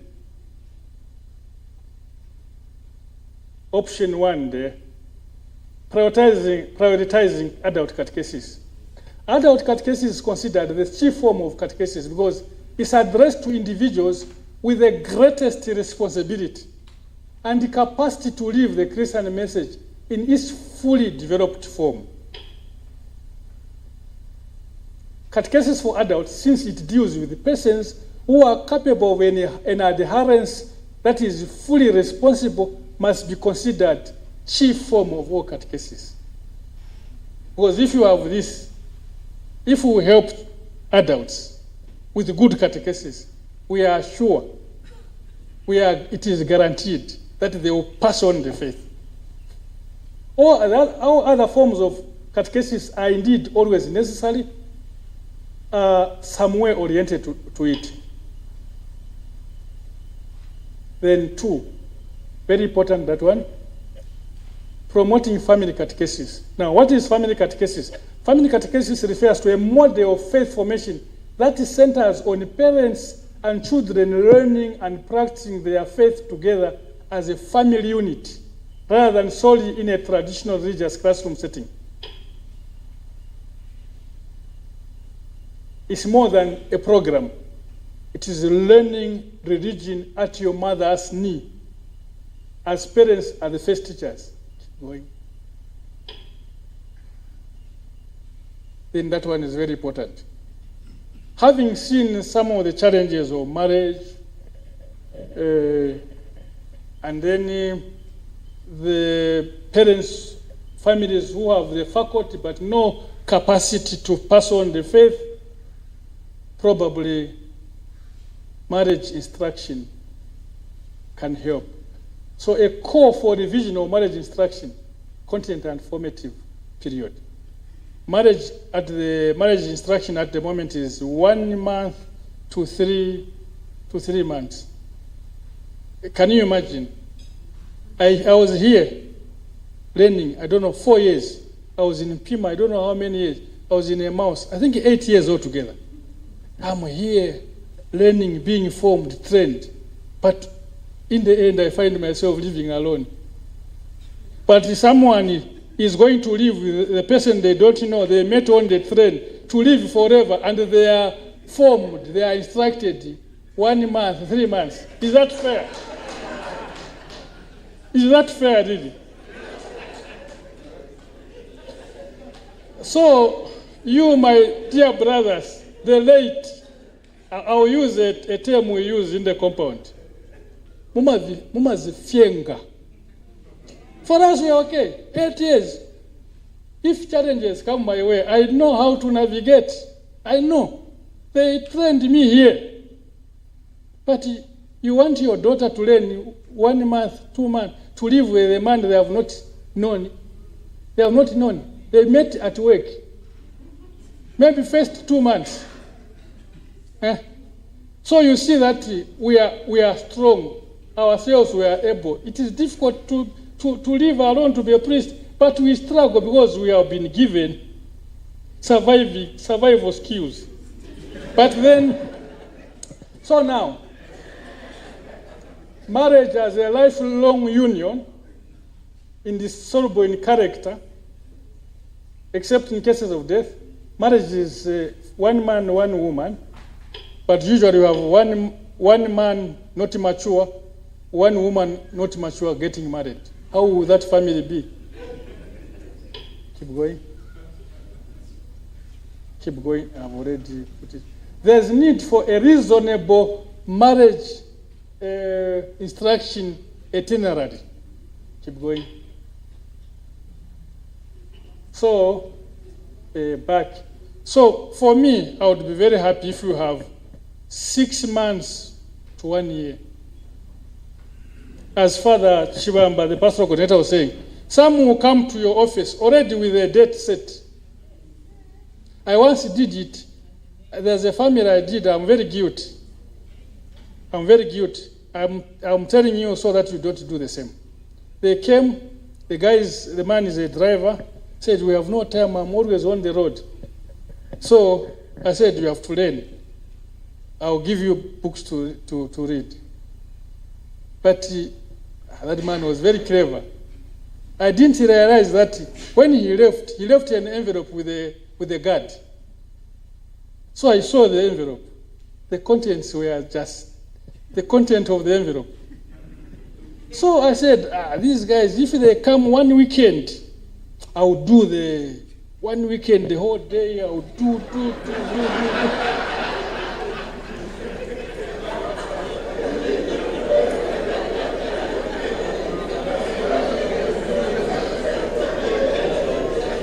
Last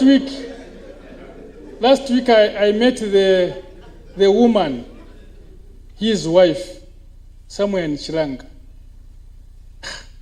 Said, but why are you here? My man says he can't stay with me. So don't make that mistake. Because you can be compromised with that little man. You will destroy people's, home. The other one, this is a new one. It's a new proposal. This one, I'm trying to remember what happened a long time ago. Our grandmothers and fathers, they are training for boys and girls into becoming a mature man and woman. You remember that? I think they were wise. We are struggling because we thought we were clever. We let go of this stage. For me, I think it's very good. Remote preparation for marriage, that one. If we can have preparation for boys and girls to become mature men and women, it's an important and essential part of remote preparation for marriage and family life. This preparation helps young boys and girls develop into capable, confident, compassionate individuals ready for the challenges and joys of marriage and family life years to come. Keep going. It's the role of then these are practical things now. Okay? Just practical things. So, family as a school of faith is not something that would demand quite a lot. There are a few things that we need to put together. The first one is, it is the role of the parish leadership, not only the parish priest, parish leadership, to correct misconception that only catechists should teach their children matters of faith and morals. Parents must be challenged to rethink their role in the formation of their children's faith and morals. 2, parish leadership to have meetings with parents. Meetings. Now, what is the content? The issues that we are bringing about here, there are burning issues that are there in different contexts, territories where we are. So discuss such. Offer occasional, the third one is very important. Offer occasional media literacy to families to respond to the challenges of the digital world. It's very important. I think no school was given here. Media education is very important. And I will mention this to you today. I follow the social media a lot. There's increase in many Catholics who use very bad language, and I wonder, that one is a Catholic, I know. Sometimes you find them on the Facebook, they have even the rosary. Bad language, bad attitude. We can't blame because we have not given them the media literacy. Then we publish scripture reflections, simple, practical, life-centered, appropriate for children and adults at home. Every home to have Catholic symbols of faith. I know Father Monga is going to talk about issues of demons and spirit of possession. But symbols of faith are very important in a home.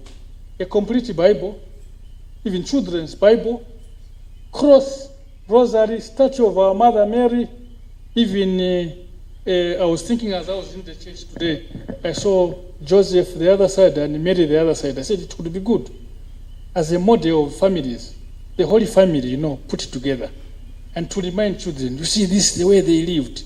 You remember Jesus at 12 years, he was able to discuss scripture passages with the learned in the temple. So to not finish, Monsignor. Prayer, family prayer book.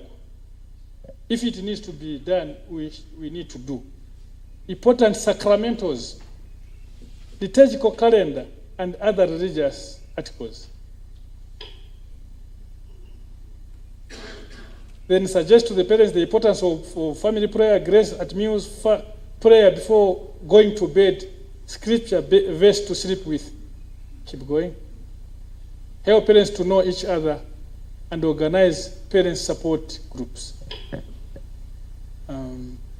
Giving space for parents to come together to deliberate on issues of parenting, faith, and morals. Keep going. I'm soon finishing. Having family congresses at different levels within the church structure. Family congress, very important. Keep going. Keep going. Okay. Then, in conclusion, I'll add one thing that came out as we were discussing. A father brought about the issue of response to fundamentalism, a pilot project that is done in Monza Diocese. People have a lot of questions about Catholic faith because after catechism, we have not helped them to teach them about certain things. So I think it's important to, if they can avail that the documents that they are using, because I know that I've seen the document, it's very good if you can have. Whilst we struggle to respond to certain questions, but is it possible to respond to questions that people are asking? Then, in conclusion, one of the benefits of family catechesis, of family as a school of faith, is quality vocations to the priesthood, to the religious life, and to matrimonial life, or generally quality Christian life and service. Quality vocation depends largely on quality family catechesis. Therefore, family as first school of faith and credo of morality must be understood within totality of human, economical, political, and social development. How do we form a person's spirituality and we neglect other aspects? So we need to have a holistic approach. Because if we don't, that will create a dichotomy or character the frame of a person. Thank you very much.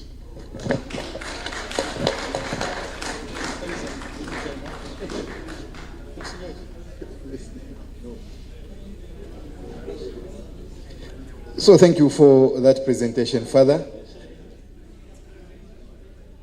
4 questions. Sister there.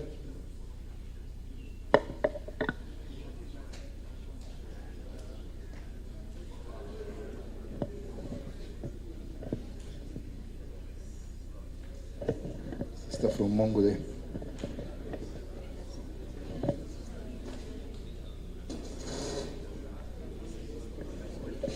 She's there. Yeah.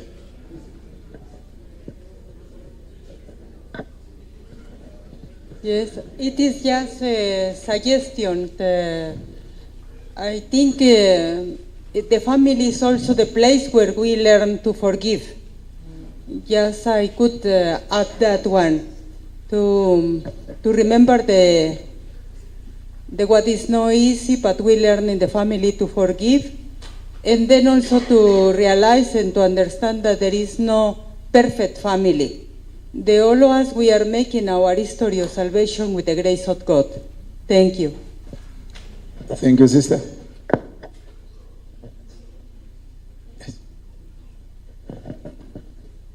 It's not a question, it's a contribution. I'm actually excited. Some of the last parts that Father just mentioned, particularly on the time frame of less instructions for couples, because this is what my husband and I have been complaining about, or trying to find a platform where we could air this.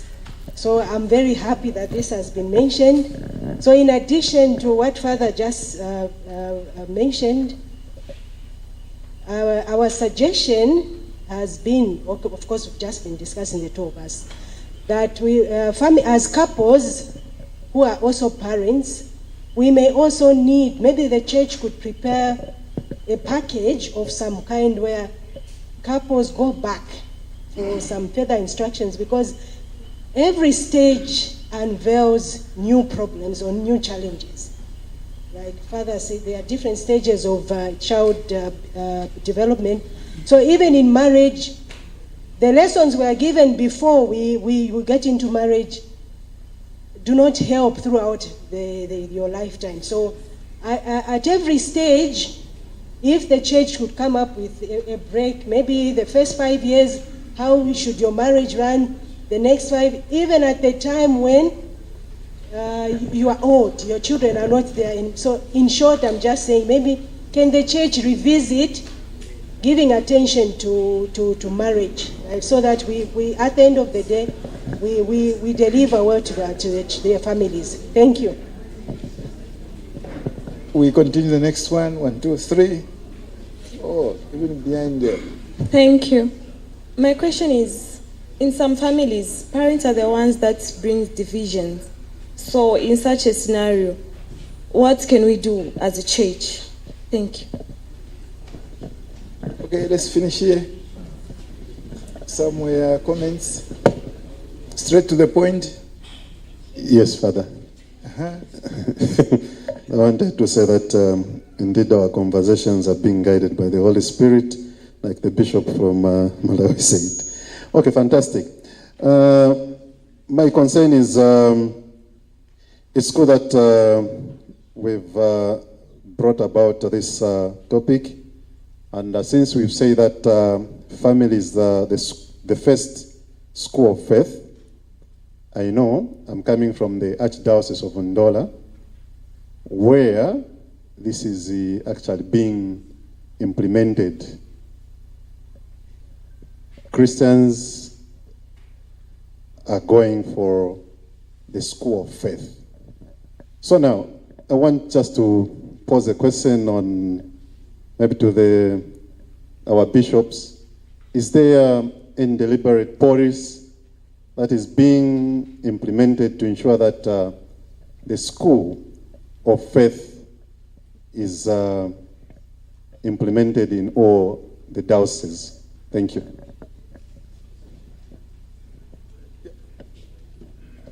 Thank you very much. Very insightful presentation, and for sure it will help a lot of families.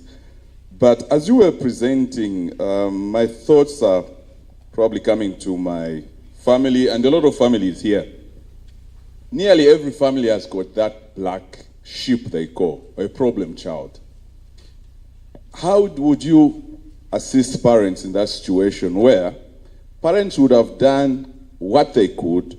They have the faculty, they have the capacity, member, model, moral guidance, but there's always that child who is the black sheep. How would you assist such parents? Thank you. Father Musonda there.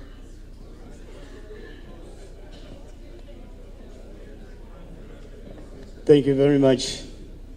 My contribution is the law of the elderly, the grandparents.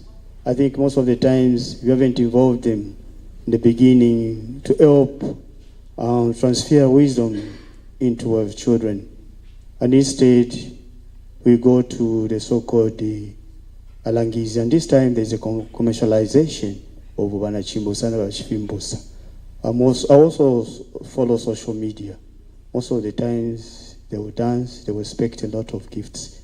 But we've forgotten about the elderly, Abakote.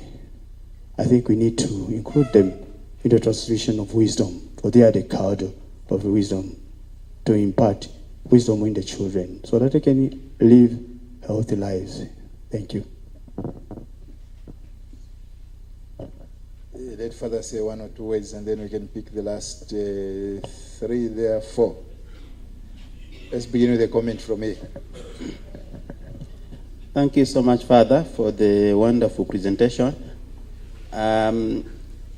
Looking at what is happening in most of the families, you give what you received. So in this case, the way Family Apostle is packaged, it's packaged in such a way that we have what you mentioned about remote preparation. And this happens when we are young, we are in the family, we are growing up with our parents. And so you learn about family life from the parent, because there's no school where you can go and learn about family life. So already at that tender age, you come to learn what it means to be a father or to be a mother, and then how parents are supposed to care for their children.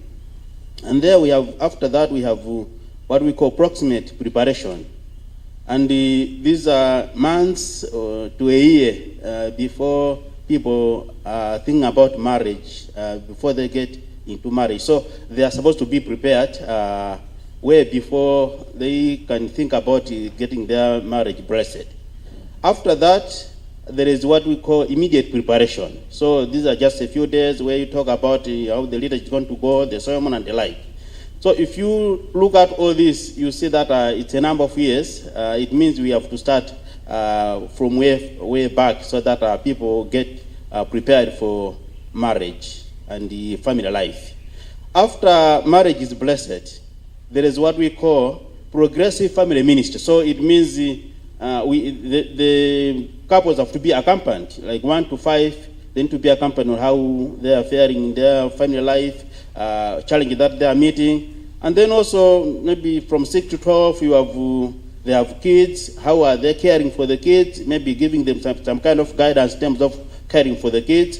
But then after that, you have like 13 to 19. They are dealing with the teenagers, leaving for school, going to secondary schools, until such a time that they are retired or the children are gone. We call that age empty nets. That a bird had the kids, and thereafter it makes the birds fly, so they are an empty net. So every stage they need to be accompanied. So it means as a church, Family Apostle is packaged in such a way that we are able to accompany the couples, the families at every stage, and then we help them to understand what it means to live family life. So I think it's just a question of packaging our programs so that people are made ready for marriage, and also how to cope with the situations when they are aging in their married life. Thank you.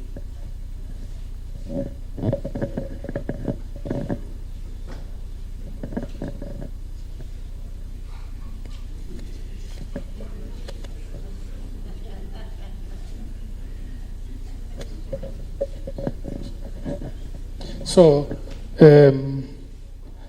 now I want to console you, because what I've given you is 2% of the full presentation. So what are some of the issues you are asking? They are contained in the book. They are selling it there. It's just a small booklet. So if you are able to read there, then you find your answers. Questions answered. Then some of the contributions are important for us just to further our reflection, especially issues raised by sister, that family is a place for forgiveness. And what Father has just mentioned, it's important to put stages to prepare a marriage couples at different stages. Then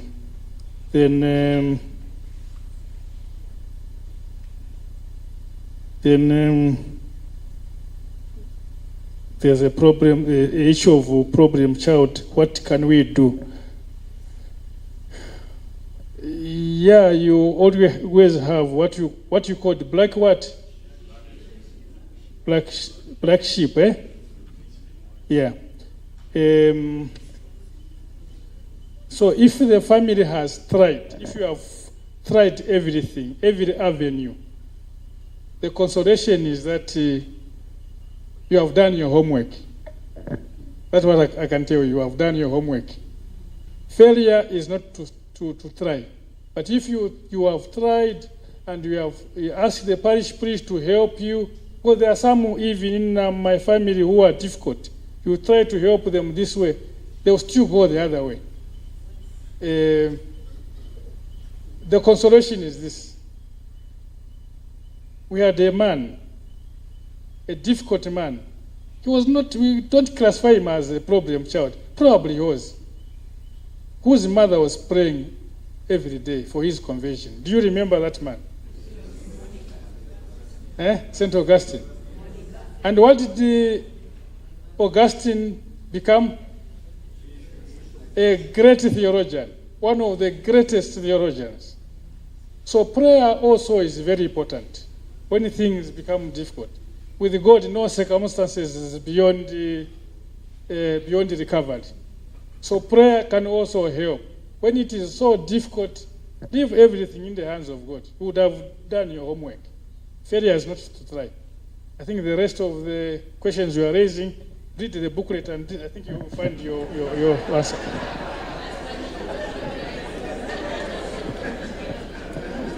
So we have the last three. Sonda Kasonde, then Father Senzo. The title of the book. The same topic. The same topic. The family as the first school of faith and the cradle of morality. Okay, Sonda. Thanks so much, Father. Quite enriching presentation from Reverend Father. We're really grateful and enjoying. Mine, I've got two. Specifically speaking, I would like to just remind of my fellow men, especially on the spiritual, moral, and physical growth of our children, especially girl children in our families. In most times, we find that we leave that job or that task to our wives to do the needful to our children. And that is quite very unfortunate because we find that certain times the girl children, once they are growing, they take their mothers as if they are friends. So sometimes we just have got to come and chip in to ensure that there's discipline in terms of the way our girl children are growing. That's the first one. Then the second one is on the issue of, I think I'll end up into a question. Most of us have been godparents, both female and male. And the question is, how many of us have taken keen interest in the children that have been picked to be as godparents? It's just important that we help those parents who picked us to be godparents so that we can help those families. You'd find that in most cases, just after being godparents, it ends up in the church, you hold the child, after that, there's no trace of connection. I think it's just important that we just have got to continue helping our children. I thank you. Mr. Kasonde.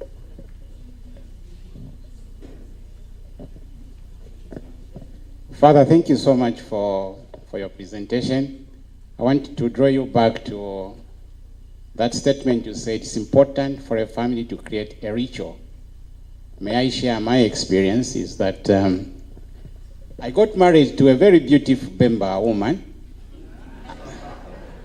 And this woman has a background of a Jehovah's Witness, which I think I look back, I thank God that she was a Jehovah's Witness, because there is submission and there's total submission. So the first ritual we made was that, can we have dinner by 18 hours?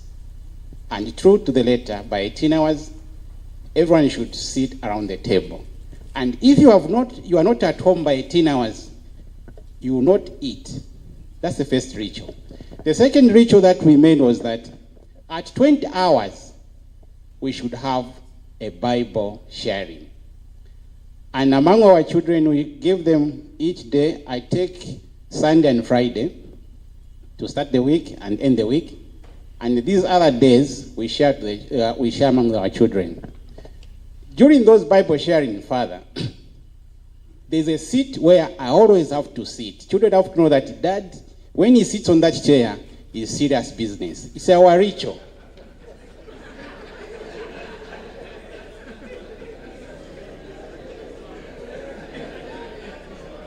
It is our family. It's our family ritual, Father. Children must know that authority has sat. I sat on that chair and it's serious business. During our Bible sharing, there are two basic questions that we ask. How was your day? Each one of us around the table or around the sitting room, we ask, and each one has to answer according to how was their day. And the second question is, what is it that you have to thank God for? And I've seen my children. The first one will be 26 in the next 1 month. My last born should be 6 years in the next 1 month again. I've seen that the answers to these questions will differ according to the age group in which they are.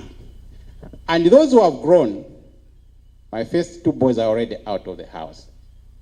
By 20 hours, if they are free, wherever they are, they would call, Dad, I want to thank God because today had the distinction from my assignment. Oh, okay, thank you. God bless you. Even if I'm not there, like I'm here, 20 hours, I have to use this technology. WhatsApp, video call. My family has to see me that I'm praying with them. It is a ritual that we have created as a family. And it is very, very important. It has even calculated into the children. They know that if they're out by 17 hours, they start coming back because they know that they are going to miss dinner. Thank you so much, Father.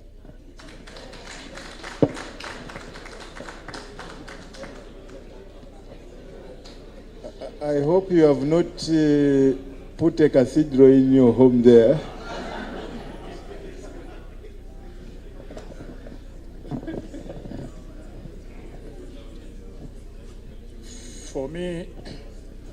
For me, it is an exhortation.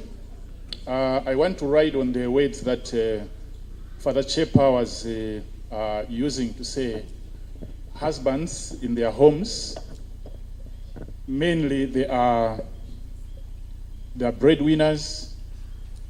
They do all their best in order to have their families be put in place. And just to add to that statement, there is also some saying that when you marry a good wife, there is what? When you have found a good wife, you have found favor with the Lord, or anything that you would put there. So, just an exhortation to that, especially for those that are married, and for those also that are yet to marry. If you find a good wife, you have found favor with the Lord.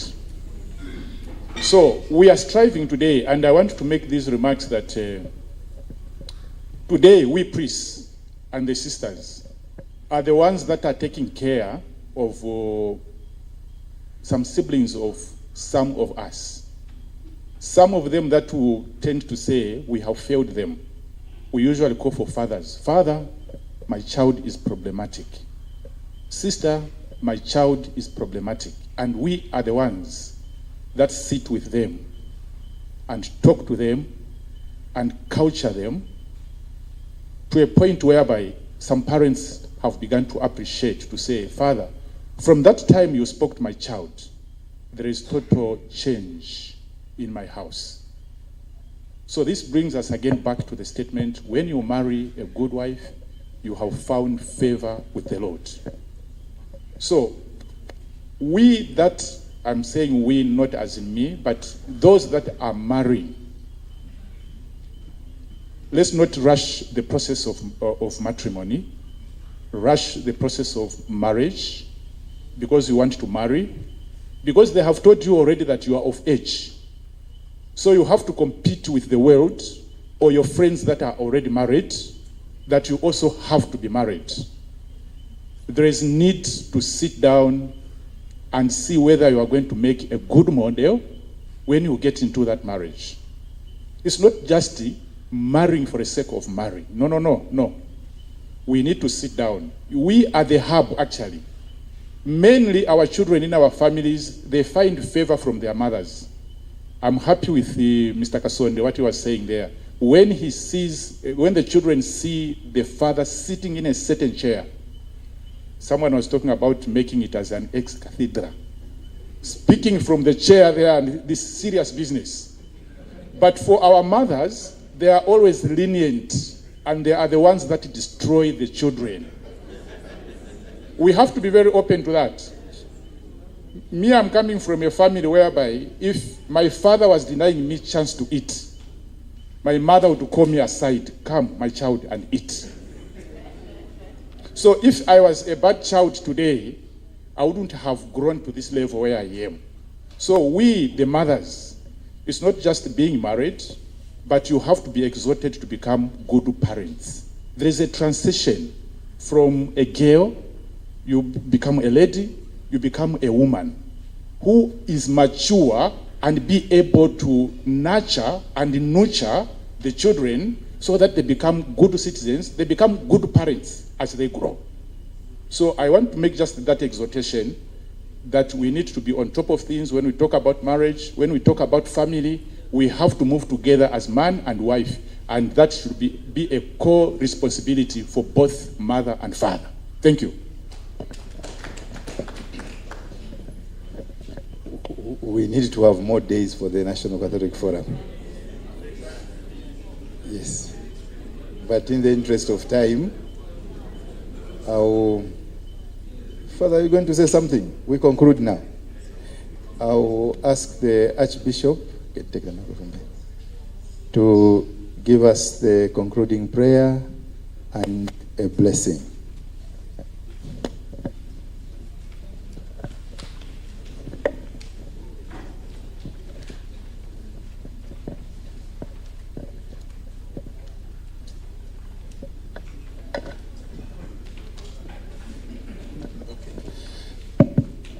As we come to the close, I know we have had a long day, but I also want to thank our brothers who have been so magnanimous to share with each and every one of us what they had prepared. Beginning with Father Chiveza, who gave us a Bible reading, as well as a reflection. We had a recap from Father Chivamba of our Catholic Forum for 2023. It gave us an insight of what we did some 2 years ago. And today we are now looking at a family which is at a crossroad. We heard from Mr. Banda of the policies that are now being implemented on how best to take care of our institutions that we are running. Probably also institutions that we want to create for the future. We heard from Father Mapolanga, where he was now interchanging LGBTQ with LGBTQ.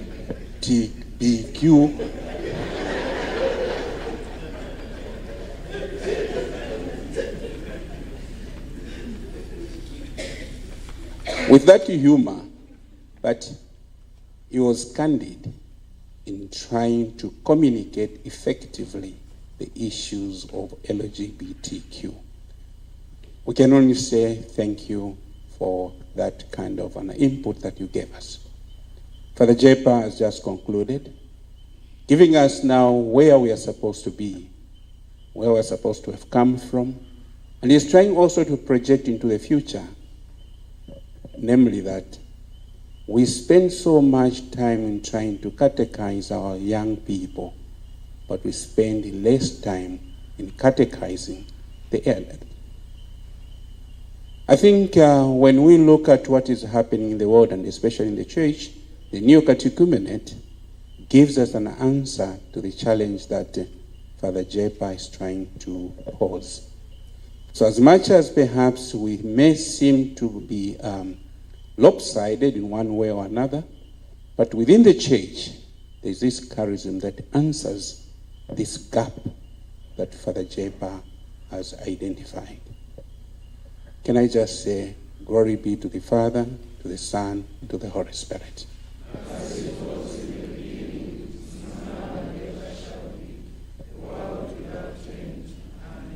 The Lord be with you.